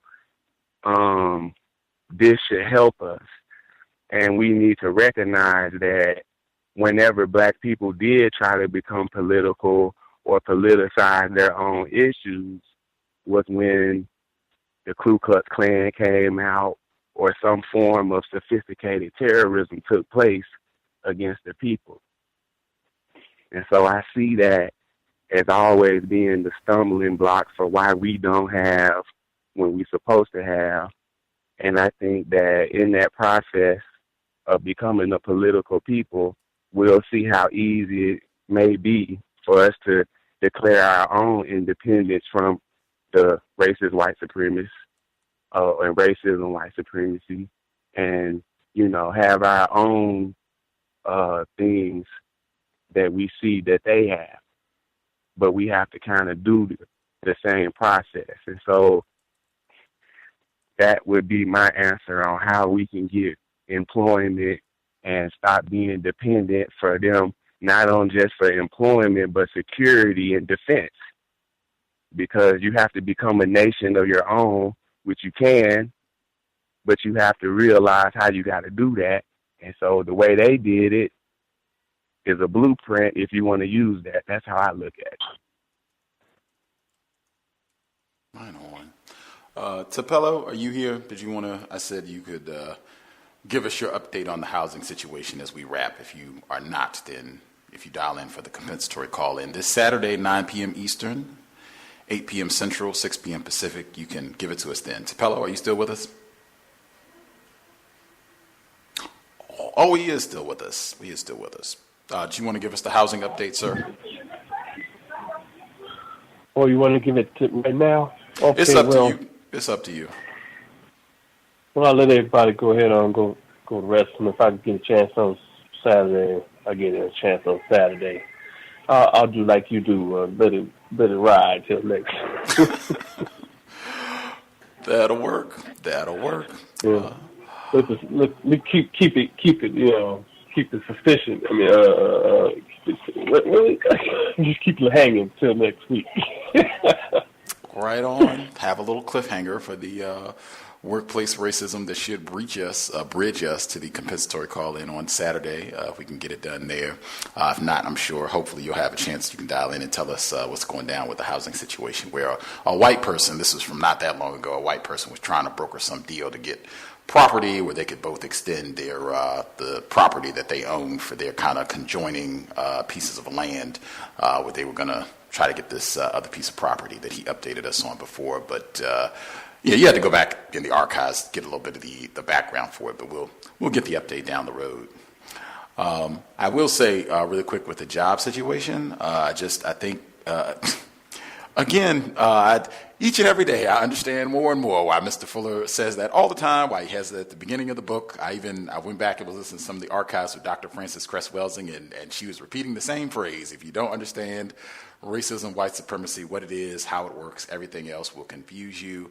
The job situation is never going to be straight for black people, non-white people, anywhere in the known universe as long as white supremacy exists. And either that's true or it's not. I'm just making a flat statement. regardless, that's why I say all the time, even if black people had their own quote unquote businesses, that is still within the confines, the context of white supremacy. And it's just not going to work correctly. It's just not going to be the way that we would like it to be as long as this system of white supremacy exists, because that impacts so much of our daily lives, all areas of people activity. It's just no way that you can get separate from that, regardless if you go to another part of the world, if you go to a work environment where there are no individuals classified as white. None of that is going to successfully negate the impact of global white terrorism. And again, I'm just making statements, so either they're true or they're not. I say that they are logical, painfully obvious, if there is indeed a system of white supremacy, which I contend, obviously, there is. Anywho, we'll be here tomorrow. Book Club, Blood Brothers, segment number 3. Muhammad Ali, Minister Malcolm X, their fatal friendship. Looking forward to that. Great example of why no name calling should be employed. Just stated the compensatory call-in this Saturday, 9 p.m. Eastern, 6 p.m. Pacific. Dr. Martin Kevorkian, it has been a while. I think it's been 5 years, I think, since he's been on the program. I'm even a bit taken aback that the C.O.W.S has been on long enough that there can be a 5-year interval in between when we have had an individual on the program. But that notwithstanding, 5 years, Dr. Martin Kevorkian returns to the C.O.W.S, author of Color Monitors, which is a very instructive book, even though he is an admitted white supremacist. They are not ignorant about racism. This white man certainly is not ignorant about racism. He's been on many times before. We discussed a lot of different films over the years. He should be here this coming Wednesday to discuss the Purge franchise, all 3 of the films. Looking forward to that. And Ramona Africa hooked Gus T Renegade up. For folks who heard the program from earlier this week, there were white members in the MOVE organization in Philadelphia. Sue Africa was one, and I said I would love to get her on the program. I requested, and she said that Sue Africa would be willing to come and chat it up with the C.O.W.S. I do have to give her a ring and go over the particulars and get a date and time. But man, oh man, I am super intrigued about the prospect of having Sue Africa, white female member of the MOVE organization, on the program. Particularly, I think Ramona Africa, during that broadcast, she said that I think the original way she stated it was that Sue Africa had went through way more like abuse than any of the black members of MOVE, which that in and of itself is like a profound statement on many, many levels, considering what happened to MOVE historically, what continues to happen to the organization. But that is amazing, and man, I'm looking forward to seeing if we can make that happen ASAP. Stay tuned. With that, we will wrap things up.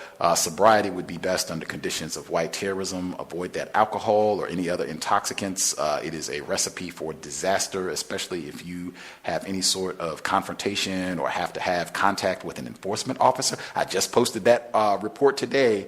Enforcement official, we have people in Wisconsin. Enforcement officer in Wisconsin was terminated, so they say. He was found to have been engaging in sexual intercourse 98 times while he was on duty. They didn't use the term rape in the article. They gave the impression that this was some sort of consensual arraignment. I could not stop thinking about Daniel Holtzclaw and the AP report that came out last year talking about how widespread this practice of enforcement officers sexually terrorizing citizens is, and it was not just females. In that AP report, it was females, males, whatever, carte blanche for any sort of sexual deviance. You got your badge and your nigger knocker. Man, the whole world is a brothel for racist man, racist woman once they got that badge. At any rate, sobriety would be best. If you're in a vehicle, buckle up every time. Let's make sure that we can make phenomenal decisions each and every time, each and every scenario we are in. As long as we're under racism, white supremacy, let's try to do everything we can to stay as safe as possible. If you have problems accessing something from the archives, if you have a guest suggestion, observation, question, gripe, complaint, feel free, drop an email, untiljustice@gmail.com, untiljustice@gmail.com. Please refrain from name calling black people on my Facebook page. I just delete people once you get into Coon this, Sambo that, whatever else. Do not name call any black people on any of the COW's social media platforms. Thank you.